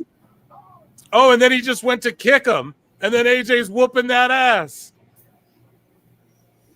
I'm pumped for Mania. I don't know. Everybody's fucking like the build and shit. I've been pumped for this for a while. Like, I'm a guy who watches UFC, okay? If there's like 2 big matchups, I'll sit through fucking 10 undercard matches. But WrestleMania is not going to be formatted like that. You have like 10 big matches and like a couple that are like AJ, Logan Paul. Yeah, I want to see that anytime. The 3-way, Punk, Roman, Seth, it doesn't get bigger than that in WWE. Cena, Cody Rhodes, never thought we'd see that. You know, we already have like Tiffy, Charlotte. Yeah, this match, regardless if Charlotte's cringe, this passing of the torch had to happen at some point. Tiffy had to battle Charlotte, in my opinion. Like that torch had to be passed. And Tiffy's gotten wins over some vets, and Charlotte's one of them who's got to start letting some of these women. Also, I love Logan Paul's new finisher, the back suplex flip into the DDT. But here's the thing, you can't do that to everybody. But that's why he's also got like the big right hand punch. But like AJ Styles just took that flipping suplex DDT move beautifully. And this match is going to steal the show at WrestleMania, in my opinion. Yeah, I think there's just a lot going on that for me is like good enough. You know, there's like big matches. There's like 3 pretty big matches each night of Mania. There'll be like 6 matches on each night, or maybe 7, or maybe they go with 8 because it's a little like it's a bigger event. So I don't know. I'm here for it all thus far. Yeah, there's like how many weeks until Mania before they like fill out the cards so that we have like nice solid 8-match card for a good 4-hour show for both nights. Yeah, I mean, they got how many weeks left now? Like 4 weeks, 3 weeks. So 3 weeks until it's that time, you know?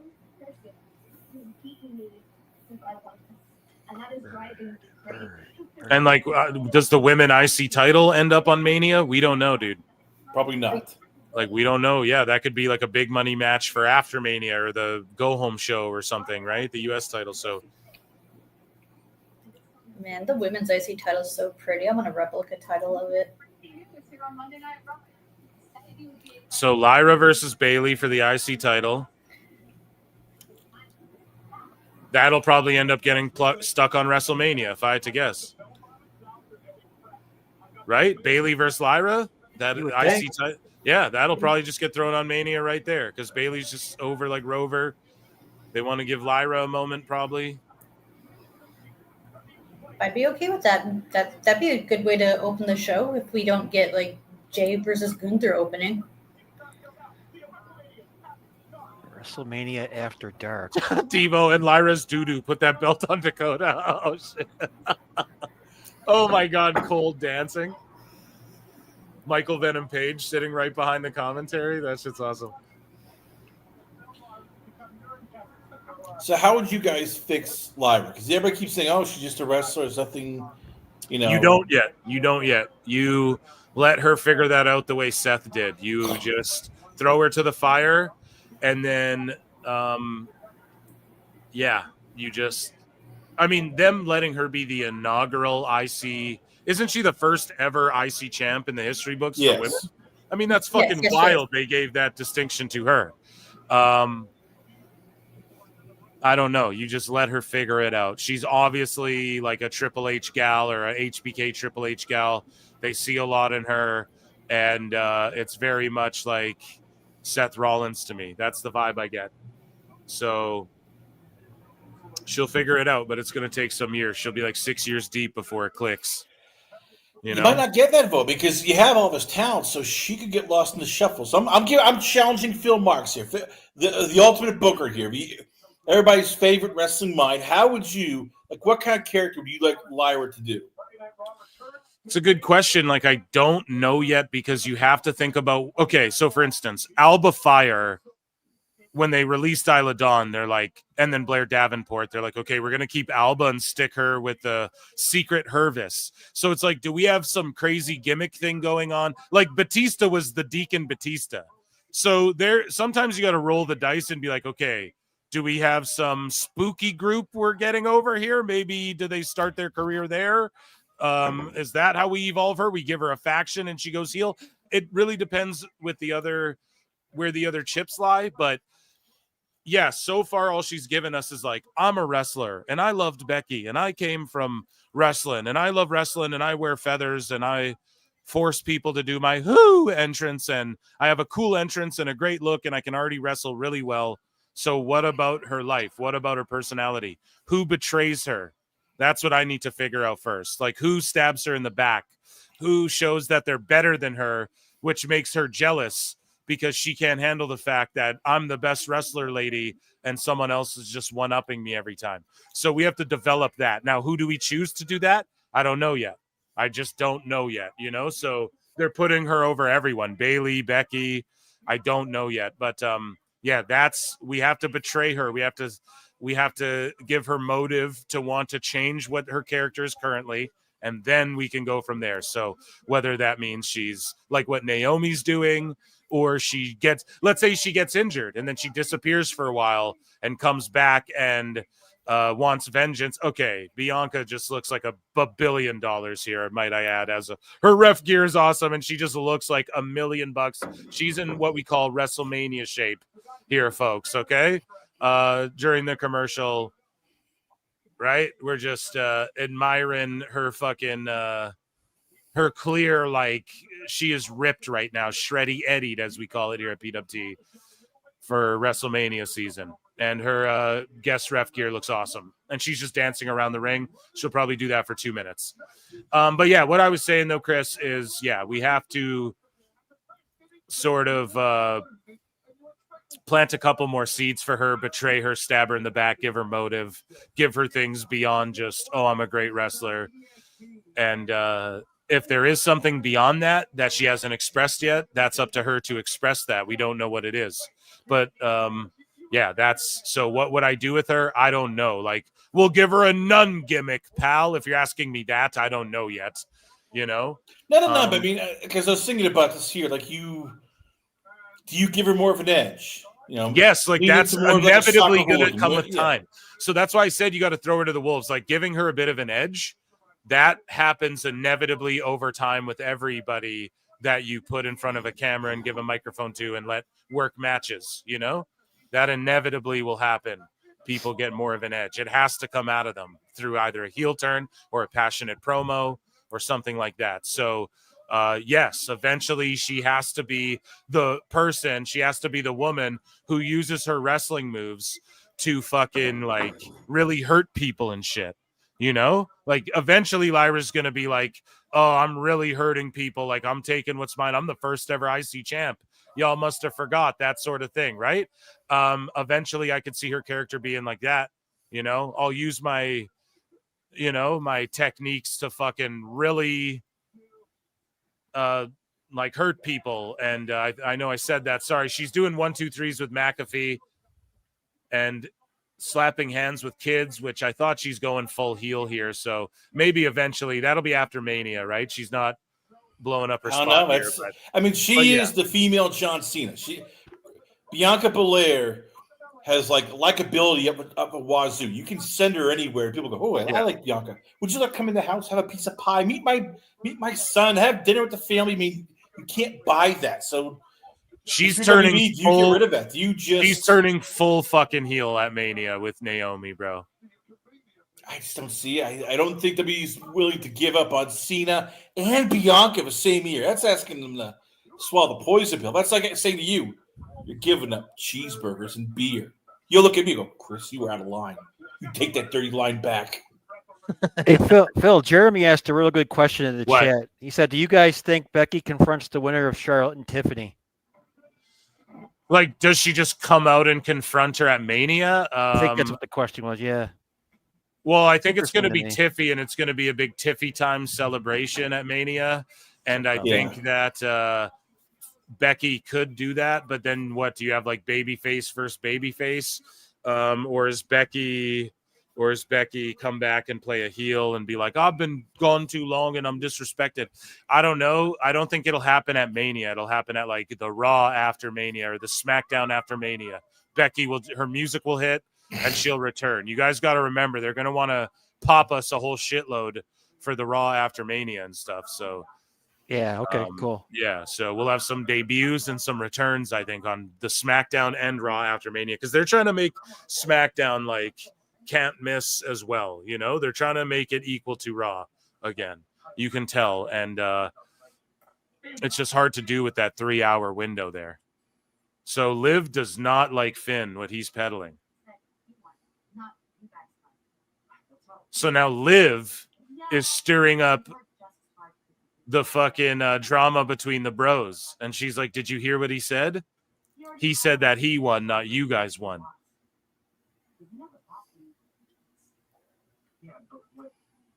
So she's convincing Dom. See, Liv's like, I'm going to go talk to Adam Pearce. So she's going to come back and be like, it's a fatal 4-way for the title. Finn's going to be pissed. You're gonna see a little Yoko Ono. Speaking of the Beatles, right? Fucking McAfee, Yoko Ono's live there. So here's a title match. I don't know if the belt flip-flops here again, but either way, we're getting a triple threat at Mania. That's the outcome of this. Solid 20-minute match. Yeah, this will be like 15 minutes, 20 minutes. This is the headline?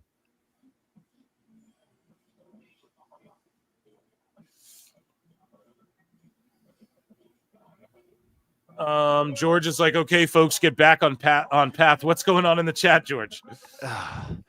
No one said hi to somebody. That's just fuck it. I ain't got time. Oh for my that god, shit. guys, Kenbot, don't fucking sell for Kenbot, okay, guys? Stop selling for Kenbot. We love you, Kenbot. You're fucking welcome here. Stop selling for Kenbot, okay? All he's doing is downloading your data, right? And he's just integrating it into fucking AI and shit, like Skynet. All right. So he's just taking your angst and your anger and your worries, and he's just uploading it to Skynet, bros. Chat GPT is gonna take over the world. This is the main event? Yeah, dude. Yeah, Okay. it's the main event. Yes, it is. Thank you.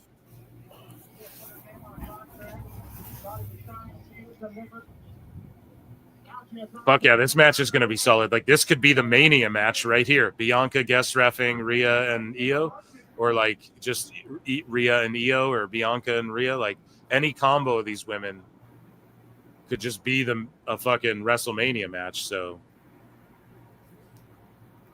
look how packed this building is. You gotta love this. So Punk's segment is last. Yeah. Oh yeah, that's right. So if Punk's here on Raw, then yeah, dude, his segment will be last. He's advertised. Or wait, is this the show? Wasn't he pulled off of a show though?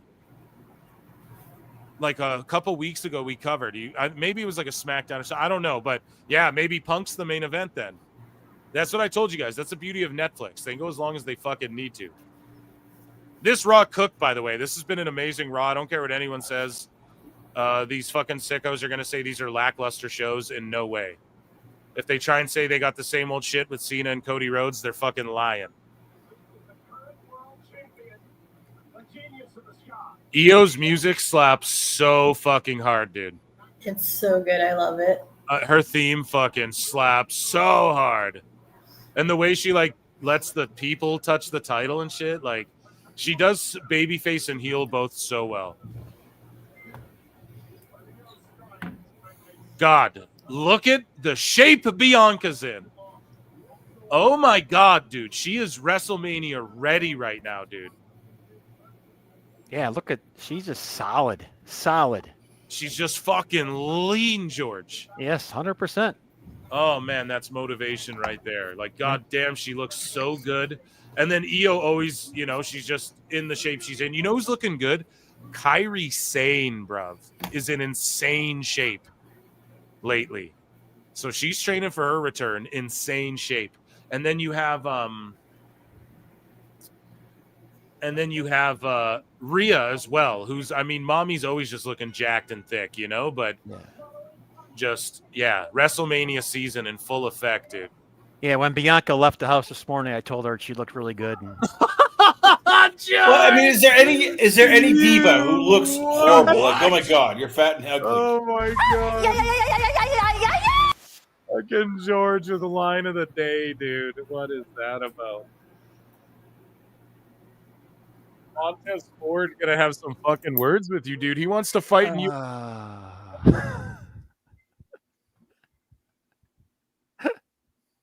Yeah, Rhea's gear is fucking fire, pun intended, I guess, because it's kind of got like flames. But I think she wore this before. But yeah, her gear looks so good.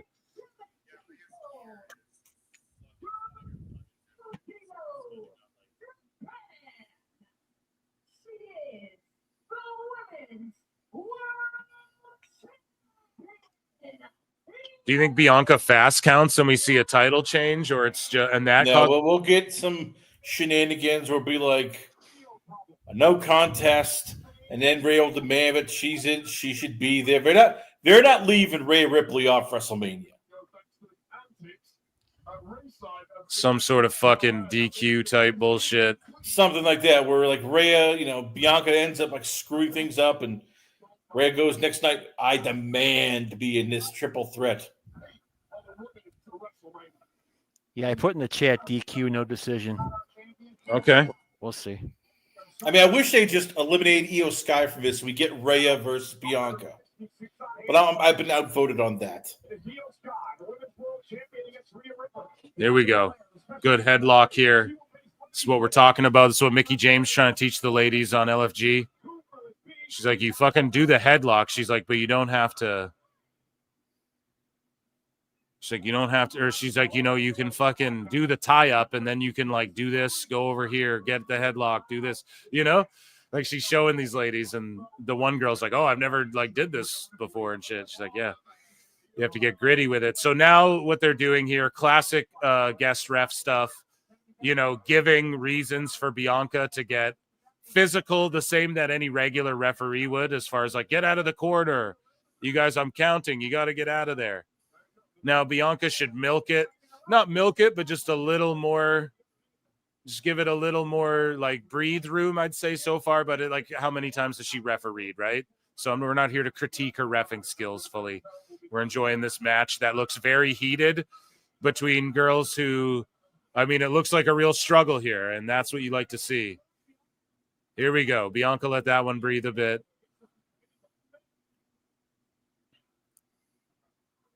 And now a tie up. Here we go. Right to the headlock from Io again on the bigger woman here. Just good psychology. Okay. Goes for the ankle pick. Io, no.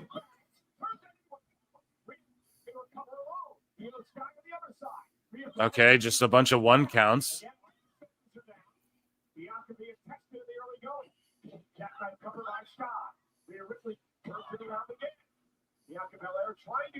Okay, a bunch of one counts. There's a few more. Cartwheel, backflip. Shotgun drop kick. Didn't really get a lot of it. Off the ropes, lariat. Io sells her ass off. Good shit, pal. Yeah, this is going to go through a break. I'll call the action through the break, folks. Amazing. Well over 300 folks here tuned in. Make sure you guys come on YouTube for the Wednesday show, 7 Eastern. We got a couple amazing guests coming on, and also we'll do some Dave Meltzer, I think, maybe after this is done. Maybe. Depends how late this goes. But if the Punk thing takes place after. But also, yeah, I'm on Twitch as well. Wednesday show will be on Twitch as well for the first time. So hopefully my one guest doesn't get us fucking banned off Twitch very first thing.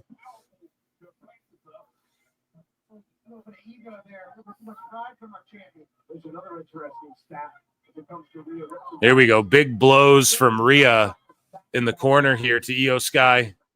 Snapmare. Drop kick. Ooh, that was solid as shit. Big pin attempt. 2 count. Bianca with a fair count. And then Rhea looking and arguing over at Bianca. Like, that's it? It was only 2? Not getting in her face or anything, but just like jawing at her.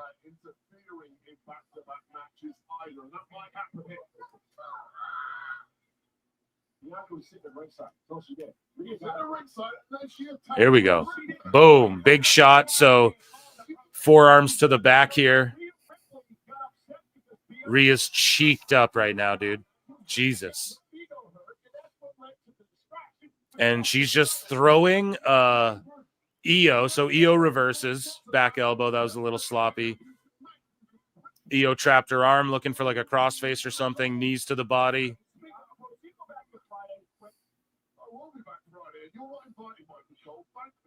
Okay. Io gets her on the ropes there. Drop kicks her. Drop kicks Rhea on the middle rope. Kick out at 2. Io not jawing with Bianca, should be noted.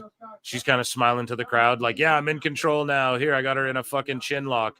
Rhea's just pulling hair, trying to get out of the chin lock. So you can tell they have more, they're allowed to do more like aggressive and realistic, gritty ways to get out of submission holds we're noticing too, like in Triple H's era, right? It's not just the, I don't know, you can be more like aggressive. Be aggressive. Be aggressive.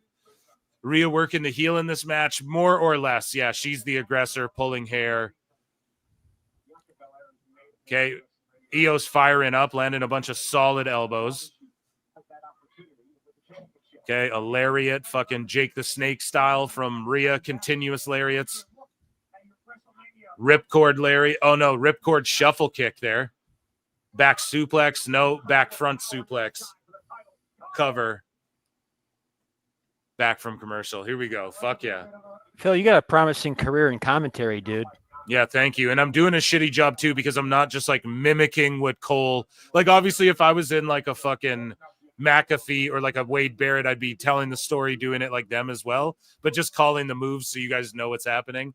I mean, the Excalibur part got that down, I guess, but no, the like if I were actually like doing color as well and telling the story, I think I would be good at that. But again, I'm a fucking mark, so someone would have to hire me to do that. JD style. Hey, I heard you're looking for a replacement. I was over here, now I'm over there at Hog now. Oh, right. Monet, I'll do commentary for you.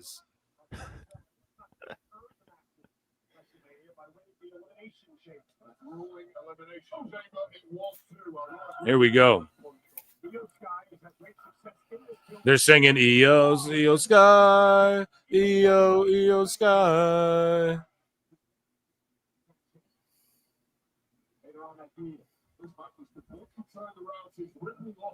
But yeah, I would definitely do some commentary for Maple Leaf Pro or some shit. That'd be fun. Or I could do, I think I'd be good at like doing the introductions too, like making his way to the ring, like all that shit. I think I'd be solid at that. You got something. I've done shit like that in the past. Like in my 20s, I did a bunch of different hosting type things, like, you know. So I fucking crushed those all the time. So it was like, yeah, I'm gonna, you know. But I should have went to like an indie and been like, oh, oh, they just botched a Poison Rana terribly. Ruin the whole match. Dave Meltzer, 5 stars. Well, if it was Blake Christian versus Holland, guys, Tony Khan. They just botched a fucking Poison Rana on the outside of the ring. I don't even know why you'd fucking do that stupid move on the outside of the ring anyways. Exactly. That's fucking dumb.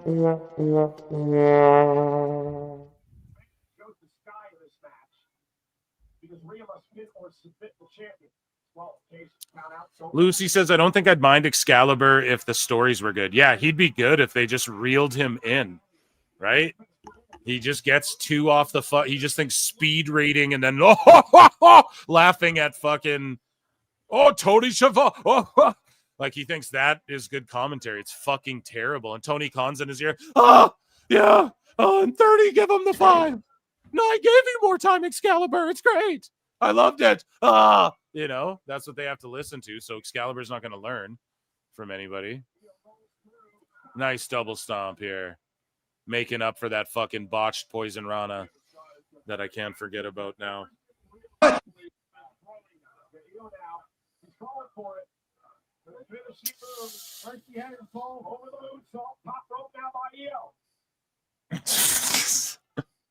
Speedboard Mike barely. Come on now. Come on, chat. You fucking. I'm glad to be here. You're awesome. You're awesome too. Diego Vargas, consider becoming a member, chat. Chat me up. 99 cents. Okay, now they're trying to poison Rana off the top rope. Don't do that again and die. Samoan drop where... Was that a crucifix bomb or a Samoan drop? Rhea looked like she just landed on her neck. Yep. And I hope to God she's okay. She just said she was. You could see in the pin. She mouthed something there to Io. Play the replay. Oh, my God. Like a crucifix driver. Rhea was like an inch away from death or paralyzation. This is fucking insane, man.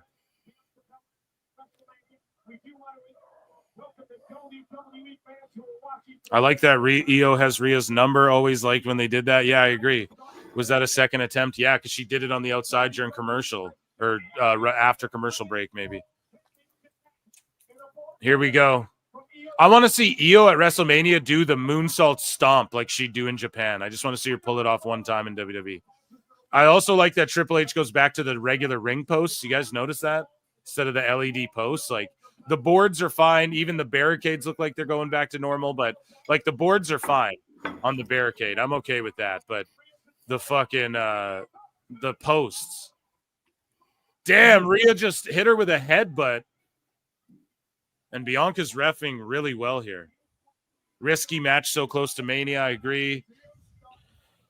Where did Sockface come from? PWG or whatever. Yep. He's one of those pro wrestle gorilla guys. Yeah, huge turnout today for like middle of the day. That's the thing with the PWT universe, man. I go live and like we got 300, 400, 500, 600 the one day. Just turn up, like doesn't matter what time. So, you know, the regular time slot is I'm not going to go on X. So if you enjoy the show on Twitter, you guys got to fucking come on YouTube because I'm not going to cross, or I'm going to be on Twitch as well, actually, for the first time, but not on X, I meant rather. So if you're on X, come over to YouTube or Twitch for Wednesday's show for sure. And then live Saturday and Sunday for Dynasty or whatever this AEW pay-per-view is. Damn, just Kinshasa her. A crucifix bomb, a Kinshasa, and fucking EO kicks out. Insane, dude. Rhea pulling deep, going deep in her bag to fucking try and finish EO.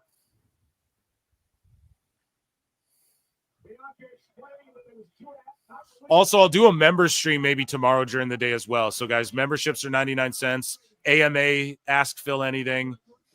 And then, Thursday, there could be a run-in if something interesting happens, but I don't know. We're getting close to Mania. It's been a pretty slow news cycle, has it not? For the most part, I don't know. I have a lot for Wednesday's show already. I wanted to get to some more. We might do some more, Dave. I might save some for some more of it for Wednesday. But yeah, I mean, nothing too crazy. But I always find stuff, and dude, I did 10, 15 out of Linda Hogan. I can always make anything interesting. They say you can have a match with a broomstick. I could fucking do a pot about a rock, dude. So true. Well, you can always talk to Kevin Knight signing and how Tony just had to outbid WWE for. Oh, there it is. There it is. The big kick. Yeah. Roll up. Oh, look, she's doing like capoeira and shit, bro. Okay. You have Rhea doing capoeira and shit. Okay. No one there to count. It's like Hogan and Warrior. It's an 8 count. She should be the champion twice over. A robbery. It was the heist in London. The Italian job, gorilla. No. I mean, she kicked her. It was Snatch. You guys ever see that movie? Fucking brilliant movie. DQ that bitch. Yeah, dude. They got to fucking DQ her. Dude, we have a follow-up on Wednesday on the Linda Hogan video, too. We got Hulk Hogan and his new wife reacting to Linda Hogan, dude. Which I wish we had before.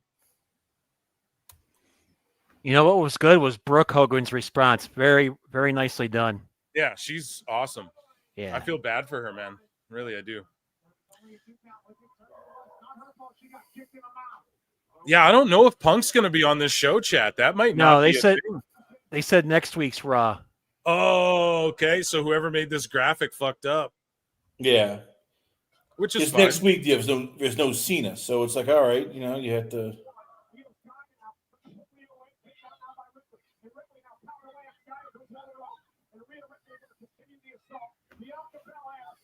Ring the bell.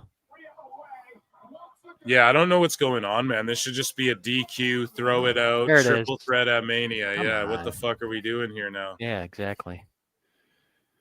Hit the ref 3 times.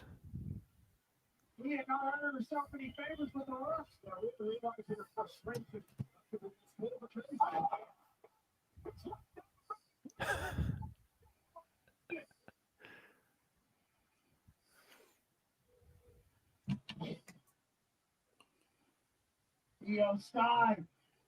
Stop kicking our official. Yeah, there you go. Finally, Yeah, exactly. What happened? a DQ eventually here. Finally, Oh God. Therefore, the women's world champion is still Io Sky. That's a shame for Rhea Ripley, but put yourself in Bianca Belair's shoes, guys. She allowed a lot to happen in this match. She took a shot for Io Ripley, and now Rhea Ripley extremely upset. She got kicked, she got slapped, she got.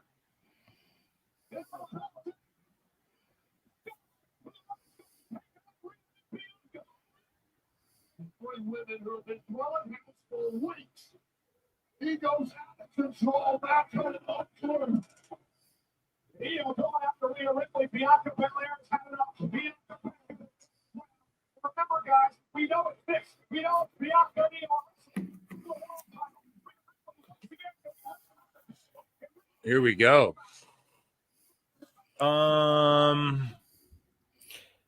We're just seeing riptides. Yeah, Rhea should have been DQ'd like 3 times. Yeah. Adam Pearce is gonna have no choice. Oh, it's a triple threat. She's just spamming her finishers.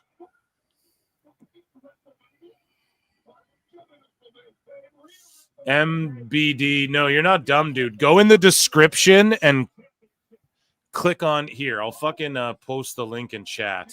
I don't know if you can copy it, but there's a link that'll just take you right to the join thing. Here, I'll give you a.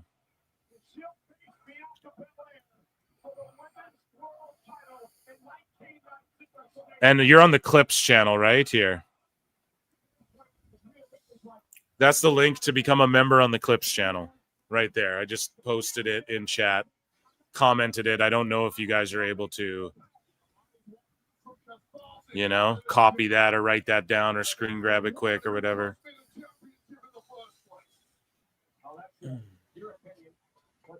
So what is she doing now? Now it's just like a flat finish because they're just beating her to death after we saw the Jey Uso beat down.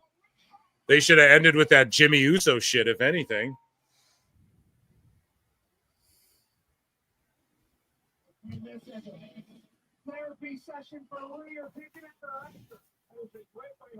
There you go, dude. MBDBDBF. The best guys, Tony Khan. A new member, 99 cents. There you go. Thank you so much, dude. Yeah, that was overkill a little bit. The crowd's kind of like, okay. I don't think it had the emotional impact everyone thought it would. They want to turn Rhea heel, probably, but the crowd won't do it. They will just go, nope. I mean, there's 2 people probably who the crowd won't go heel on. CM Punk and Rhea Ripley. Well, Punk's sort of that tweener guy, so he works in whichever way. Yeah, but his crowd's not going to boo him. He No. kick puppies in the ring, and they go, "Those damn puppies deserved it." So that's the end of the run of our early Monday shows. I really quite enjoyed those. I'm gonna miss them. Yeah, I'm gonna miss them too. They're kind of nice. I like streaming during them, but yeah, Monday we'll be back to regular time. Saturday regular time. Wednesday regular time. Sunday we're doing the Dynasty pay-per-view. Let's get some flutes in the chat though, and let's do a little bit of Dave Meltzer's dumb moment of the week. A little bit more of that. How about that? Cash me outside. Are you guys into that? My panel, my esteemed Shadow, Bat, Ash. What the fuck did you think of that whole ending segment there? It was a little bit much, but I see what they were going for. They were trying to get heat on Rhea Ripley because she's crashing out because she feels like she's not going to be part of the main event when the seeds are planted that she's going to be, well, not the main event, the women's triple threat, I mean. Yeah.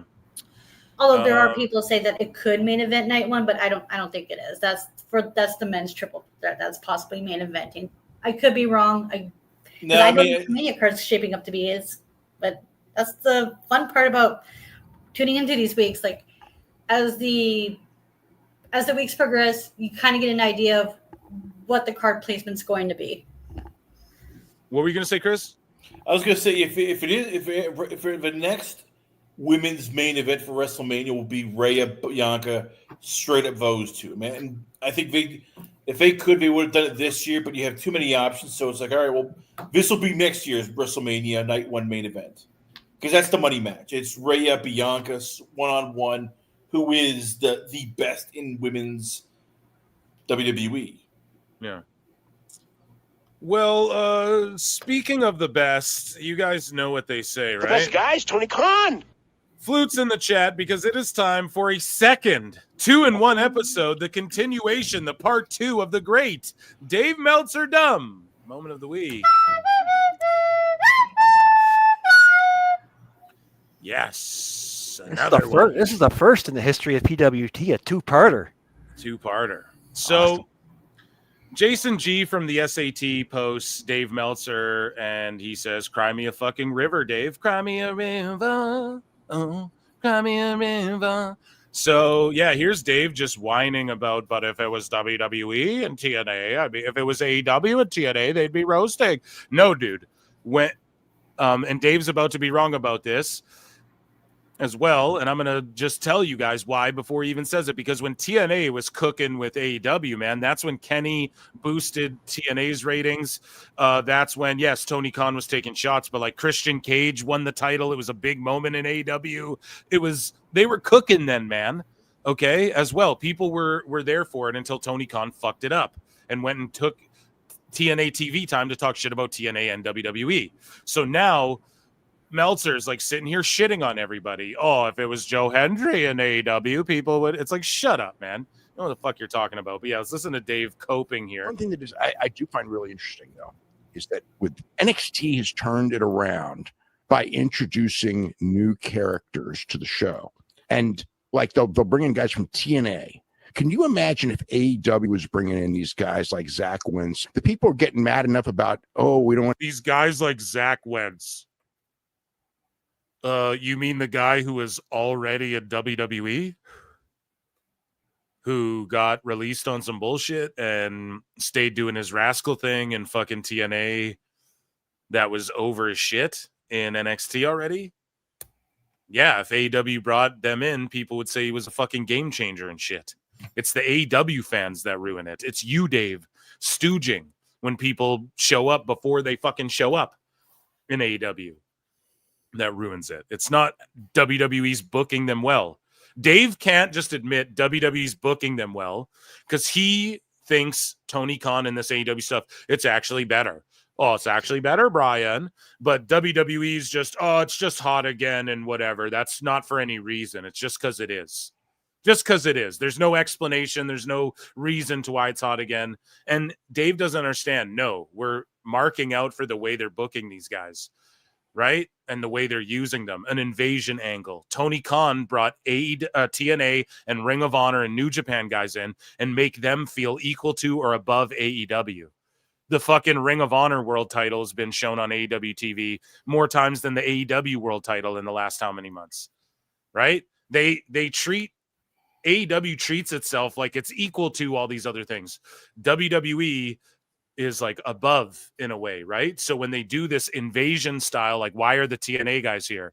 Oh, anyone can just be backstage in NXT. It's not really like that. But with the TNA thing, it opens the floodgates a little bit, right? And in AEW, they don't explain that. It's just like, Billy Starks is here. She was in Ring of Honor. She gets a TV title match here in AEW without ever being on AEW TV. And then Athena, because she's the longest reigning Ring of Honor champion, why doesn't she just take on Monet? It's like Tony Khan had a chance to fusion, the fucking Ring of Honor belts in an invasion style thing with his current AEW titles, and then fucking remade ROH with the old aesthetic and recrowned champions and shit for the new era or whatever. He had a chance to do interesting things like that. Instead, he didn't. Instead, he took Jericho, made him the champ, and then feature Ring of Honor 6-man titles more than the fucking AEW 6-man titles and shit like that. It's so stupid. It makes no sense. And that's just it, Dave. It has nothing to do with, WWE is using TNA guys. It has to do with the way they're being fucking used, dude. And the best guy isn't Tony Khan when it comes to booking this shit. And, you know, he needs to fucking understand. The best guy's Tony Khan. Let's continue here. When an ROH guy's on and this and that, if they were bringing in Zach Wentz and Joe Hendry, God, I like Joe Hendry and everything, but Jordan Grace and all this in AEW, those fans. But Jordan Grace and all this, you mean the woman who signed to WWE, who is now currently signed to WWE? Like, what do you mean? If they brought Juggernaut into AEW, everyone would be saying, oh, she's going to save the women's division in AEW. So that's fucking insane, man. That's insanity. She'd be Camille'd in like fucking 2 minutes. She'd be Monet's bodyguard and then she'd disappear, never to be seen again. You know? Fans would just be crapping on it so bad. We don't want to see these guys, you know. And in NXT, the fans there, they embrace everyone except for Ridge Holland for whatever reason. But everyone else that comes in from... Except for Ridge. No, they embrace him as a heel, as like a fucking gatekeeper heel. Baron Corbin, anyone, right? Anyone from another company. They just embrace it. They're so happy that they're gracing the Performance Center with that. And no one really cared. Like, okay, when Moose came out, people popped for it, but I don't think people care all that much, dude. That they care that they're gracing them with their presence. Look how fucking jealous he is. If AEW struck up the partnership and booked everything the exact same way, and let's say Ricky Starks and Sean Spears and them came from WWE to NXT and the shoe is on the other foot, Dave would be like, well, AEW is just crushing. I mean, he's clearly a great booker. He wouldn't keep the same energy. He'd be fucking slobbering all over Tony Khan if Tony Khan was doing this exact same thing. And then he projects onto everyone and goes, well, these fans, this bug-eyed, shark-eyed monster, dead behind the eyes, shark-eyed freak, man. That's what Dave is, dude. You bring in new guys, and it's really tough. One thing that is... Ash, what do you make of his, like, cope here? Does Dave even properly watch the WWE product, or he just like fast forwards through the shit and just makes up stuff? What you just said. Yeah, like, I've said it before, and I've said it on this podcast before, and I'll say it again. Dave talks so much shit, I can't tell if he's talking out of his ass or his mouth. Yeah, exactly. So we move along here, right? Dave Meltzer gets into a very heated argument with Raj Giri. They go back and forth like Inception style, crazy Inception style, okay? So this is, I believe this will be the main event of this evening here, because this one, there's a lot here to get to, okay? So we're like in Meltzer Inception here. So I'm clicking through. Okay, so this guy Hap the Cat, we covered this before, I believe, where he tags Dave Meltzer and says, if Sting made it clear to Tony Khan that it was important to him to induct Luger into the Hall of Fame, would that change everything in terms of Tony trying to negotiate something with WWE? And then Meltzer says, write that sentence and replace Tony Khan with Nick Khan. The best guy's Tony Khan. Taking shots at Nick, dude. Okay. And now he's like, replace that Tony Khan with Nick Khan. They're the same Khan. They're both con men. They're both men who con. Right? So I thought that was adorable. And then 1, 2, 3, Matt Too Sweet says, Sting isn't even active on the roster. It's a 5-minute induction. Rock, Brett, and Foley did Ken Shamrock's TNA induction. Tony not letting Sting go is petty. It's for Lex, right? Which I was the first to say, by the way. Okay. Dave Meltzer goes, Tony did that with Billy Gunn. What happened? Why wasn't Lex on TV for Sting's retirement match? Because it was on a pay-per-view. You keep saying TV because Dave is a fucking liar. Okay. And he skirts around, and you have to watch with con men, with carnies. Right. And I pointed this out with Edge, and I'm not saying Edge is a con man, but he's trained in the art of carny, dude. Right. You have to watch what these fools say. Why is he on TV for his last match? Well, because it was a pay-per-view, man. It was a pay-per-view, bro. So Luger will be there with Sting. That's like, you might sell a ticket. You might actually fucking sell doing that. Okay? The Hall of Fame is like, oh, the attendance. Well, like, Luger's not drawing attendance, you know, but people will, like, for the Hall of Fame, it's like a free thing they're doing, you know? So I don't know, man. Dave, just the way he talks, you have to look out for what he says. But he says, for Sting's retirement match, why wasn't Billy Gunn at the DX reunion? Well, why did RVD get to wrestle matches under a Legends deal, Dave? Why don't you bring up that anecdotal piece of evidence? What happened when AEW got television? When you study history, and he keeps saying this, when you study history, no, you dumb fuck. It's not studying history to just say this thing that happened 3 years ago or whatever the fuck. It's not that, okay? Well, it was historical. I know. Shut up, Dave. It's not studying history, the inner you and Tony Khan bitching about what Tony Khan was mad about 4 years ago in text. That's not history, bro. Okay? Shut the fuck up, man. You don't know what you're talking about ever. Ever. Has this guy ever known what he's talking about? When you study history, what does that have to do with anything? What happened at the DX reunion? Triple H took a pot shot. Vince was still in charge. What the fuck do you want? What do you want to have happen? What happened when RVD wrestled matches? Did he go and say, fuck the WWE, man? Or did you tell MJF to do that? What happened when Tony Khan let AEW guys go out and talk shit about WWE, who've never even been in WWE? What happened then, Dave? Why do you only bring up these certain instances when that was so early on in AEW's career? What happened when Sami Zayn brought up AEW unprovoked on Raw and they fucking brought it up when they didn't have to do it and let millions of people know what the fuck it even was? What happened then? Was that a good lookout? Or are you complaining about that? Like, we can just pull all these random instances throughout all of this shit. What happened when Tony Khan took out ads trashing NXT during fucking NXT and shit? What happened then? What happened when Tony went and buried WWE on TNA TV and didn't have the balls to do it on his own TV? What happened then? We can pick all these moments. It's not studying history to point out. You're studying Tony Khan's dumb fuck history. And you're like, you know, it's just, it drives me insane when he fucking does this shit. It's like, what about this? What about that? Who gives a fuck? We're talking about this right now. Why was Undertaker and Mick Foley allowed to show up at Conrad Thompson's Ric Flair's last match? Sponsored by Blue Chew. Like, why was he allowed to do that? I don't know, bro. Just shut up, Dave. You are trying to do a tit for tat.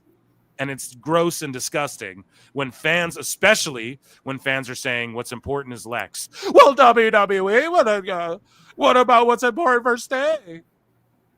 Well, Sting can still go fuck with WWE if he wants to tomorrow, bro. No one can stop him from doing that. Lex is like a guy who was ostracized. Vince wouldn't induct him, right?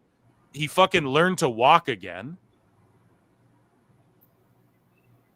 It's craziness. You know?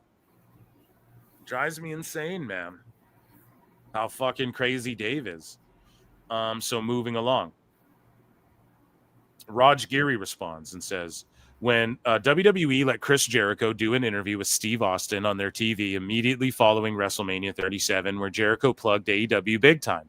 It still boggles my mind that they allowed that. Exactly. And they let Sami Zayn talk about it. And they referenced it, and Triple H just referenced it. Oh, Vince will buy that pissant company too. Okay, Triple H is now running shit, and Triple H signed off on getting Vince the fuck away from WWE in years to come. Things change, Dave. Why lower yourself then? Okay, let's give you that. What WWE did was shitty. Why be shitty? Why be shitty? Because you're a shitty dude, man, with a shitty bum and a shitty attitude. And so Raj Giri says, WWE let Chris Jericho do an interview with Austin on their TV immediately following WrestleMania 37, where Jericho plugged AEW big time. It still boggles my mind that they allowed that. That led to the following episode of Dynamite doing their best rating for the first half of 2021. Boom. Boom, Dave. Do you want them to get better ratings and do this goddamn thing? Then you better be down with the fucking cause here. Like I said, just negotiate. Let Jerry Lawler, somebody pitch that. Let Jerry Lawler do commentary one Dynamite with JR. let Sting wear his AEW Sting shirt and the face paint under his leather jacket to induct fucking Luger. There you go. So, and Dave was like, well, Dave said this. He's like, tell them that they should advertise on our show. And it's like, what are you talking about, man? That's such another level. That's like millions of dollars, hundreds of thousands, these fucking marketing deals to have a Klondike bar. What would you do for a Klondike bar? Or Drumstick or whatever the fuck George was marking out about earlier. You know what I mean, dude? Before they had colored TVs and shit. No, I'm just kidding. I know. Come on, bro. We gotta listen. I love drumsticks as well, but listen, like the fucking for Drumstick to sponsor that match, that costs a pretty penny, you know. For Dave to be like, "Oh, advertise in place of Sting." Dude, Sting charges like $50K or whatever. You know what I mean? Like there's a rate. You can get Sting to show up to a con for a rate. You're not about to, you know, why don't those people buy marketing during WWE fucking shows then? Like that's such a crazy thing for Dave to say, for especially a private company that's a wrestling company. Oh yeah, they should advertise on WWE's public fucking company on Netflix. Like, Dave, you're an idiot. But Raj Giri's like, that was a much bigger positive for AEW than Billy Gunn at the DX reunion or Danielson sending tape messages for John Cena. Exactly. It's like night and day difference. And then Meltzer responds and goes, WWE didn't let. AEW let. WWE asked. Like, oh my God. Look at how cringe they, right? It's so funny we have to play it.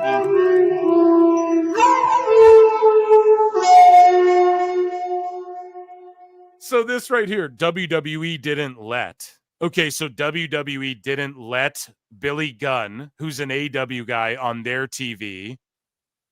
Them asking is still letting, Dave. Okay? Like, you ask your kid, hey, do you want to get ice cream? You're still letting them get ice cream, right, George? Yes, Klondikes. Right, absolutely. With Klondikes, right? You're still letting them do that. So here's the thing. They let Triple H fucking say that, oh, he'll buy that pissant company.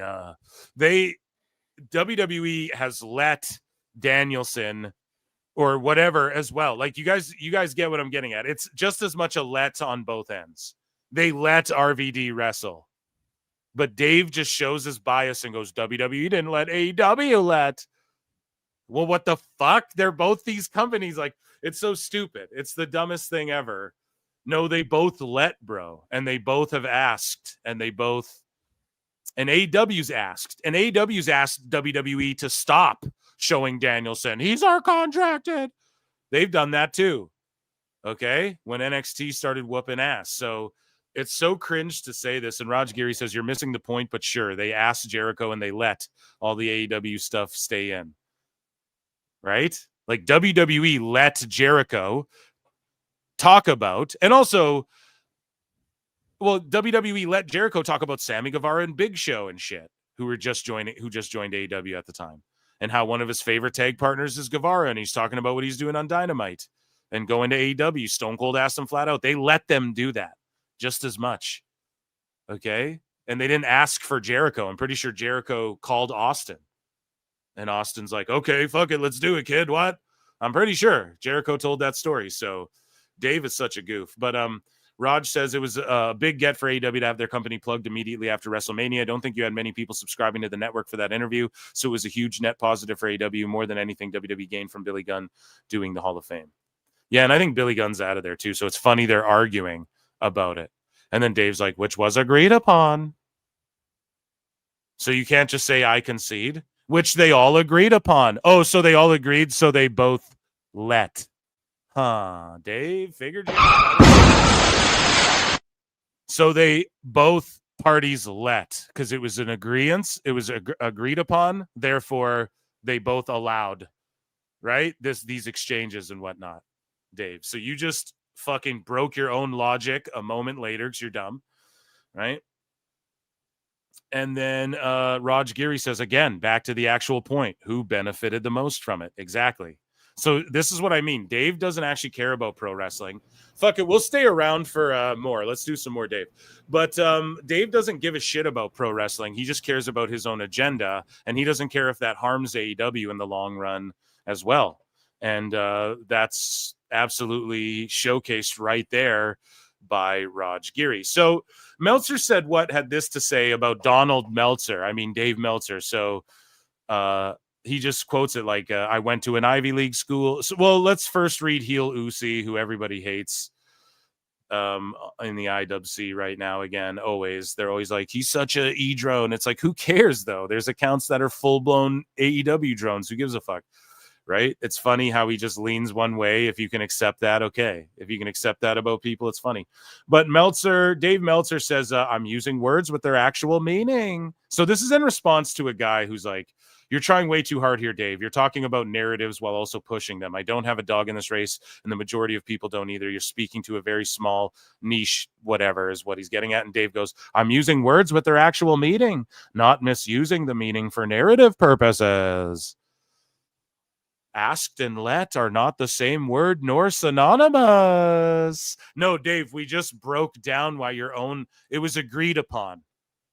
Okay? So you're playing semantics with anything that happens on WWE TV, they let happen. It doesn't matter if they asked for it or not. Okay? Dave is playing semantics here. And that's what people are pointing out. And now Dave's going to go, oh, look, here's the thesaurus, here's the dictionary. No one's saying it's the same, okay? You're just now playing funny with words to try and the same way you're like, well, Luger wasn't allowed on TV for staying. No, it was a pay-per-view, Dave. And they didn't at the time do like streaming. Oh yeah, on Bleacher Report. Yeah, but the pay-per-view, like you get it with the Bleacher Report thing, you're paying for the pay-per-view through Bleacher Report or whatever the fuck. Like, it was a pay-per-view, man. This is a free thing they're uploading to Netflix. This is just a good plug for AEW. But he doesn't actually care about AEW, and that's why Tony Khan fucks up by keeping this guy around. But Meltzer said what? Said that, just quotes Meltzer, who always brags about going to an Ivy League school. I'm highly educated. I know words. I have the best words, but there's no better word than stupid.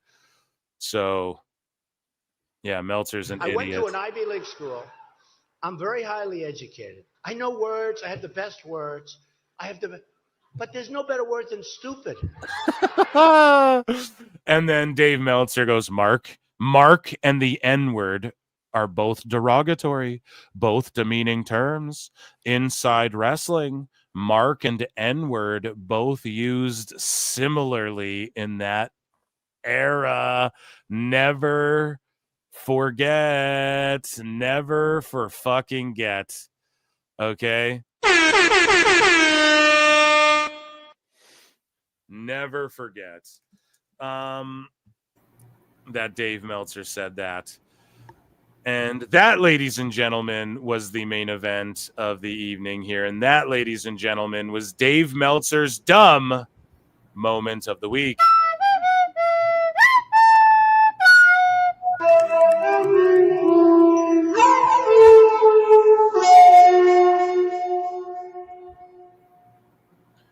Okay, so Chris Connors had to bail out. I know Shadow Bat Ash, you got to bail out too. Thank you so much for being here. Last call with Chris Connor. Ash, thank you for being here. I hope you had a blast.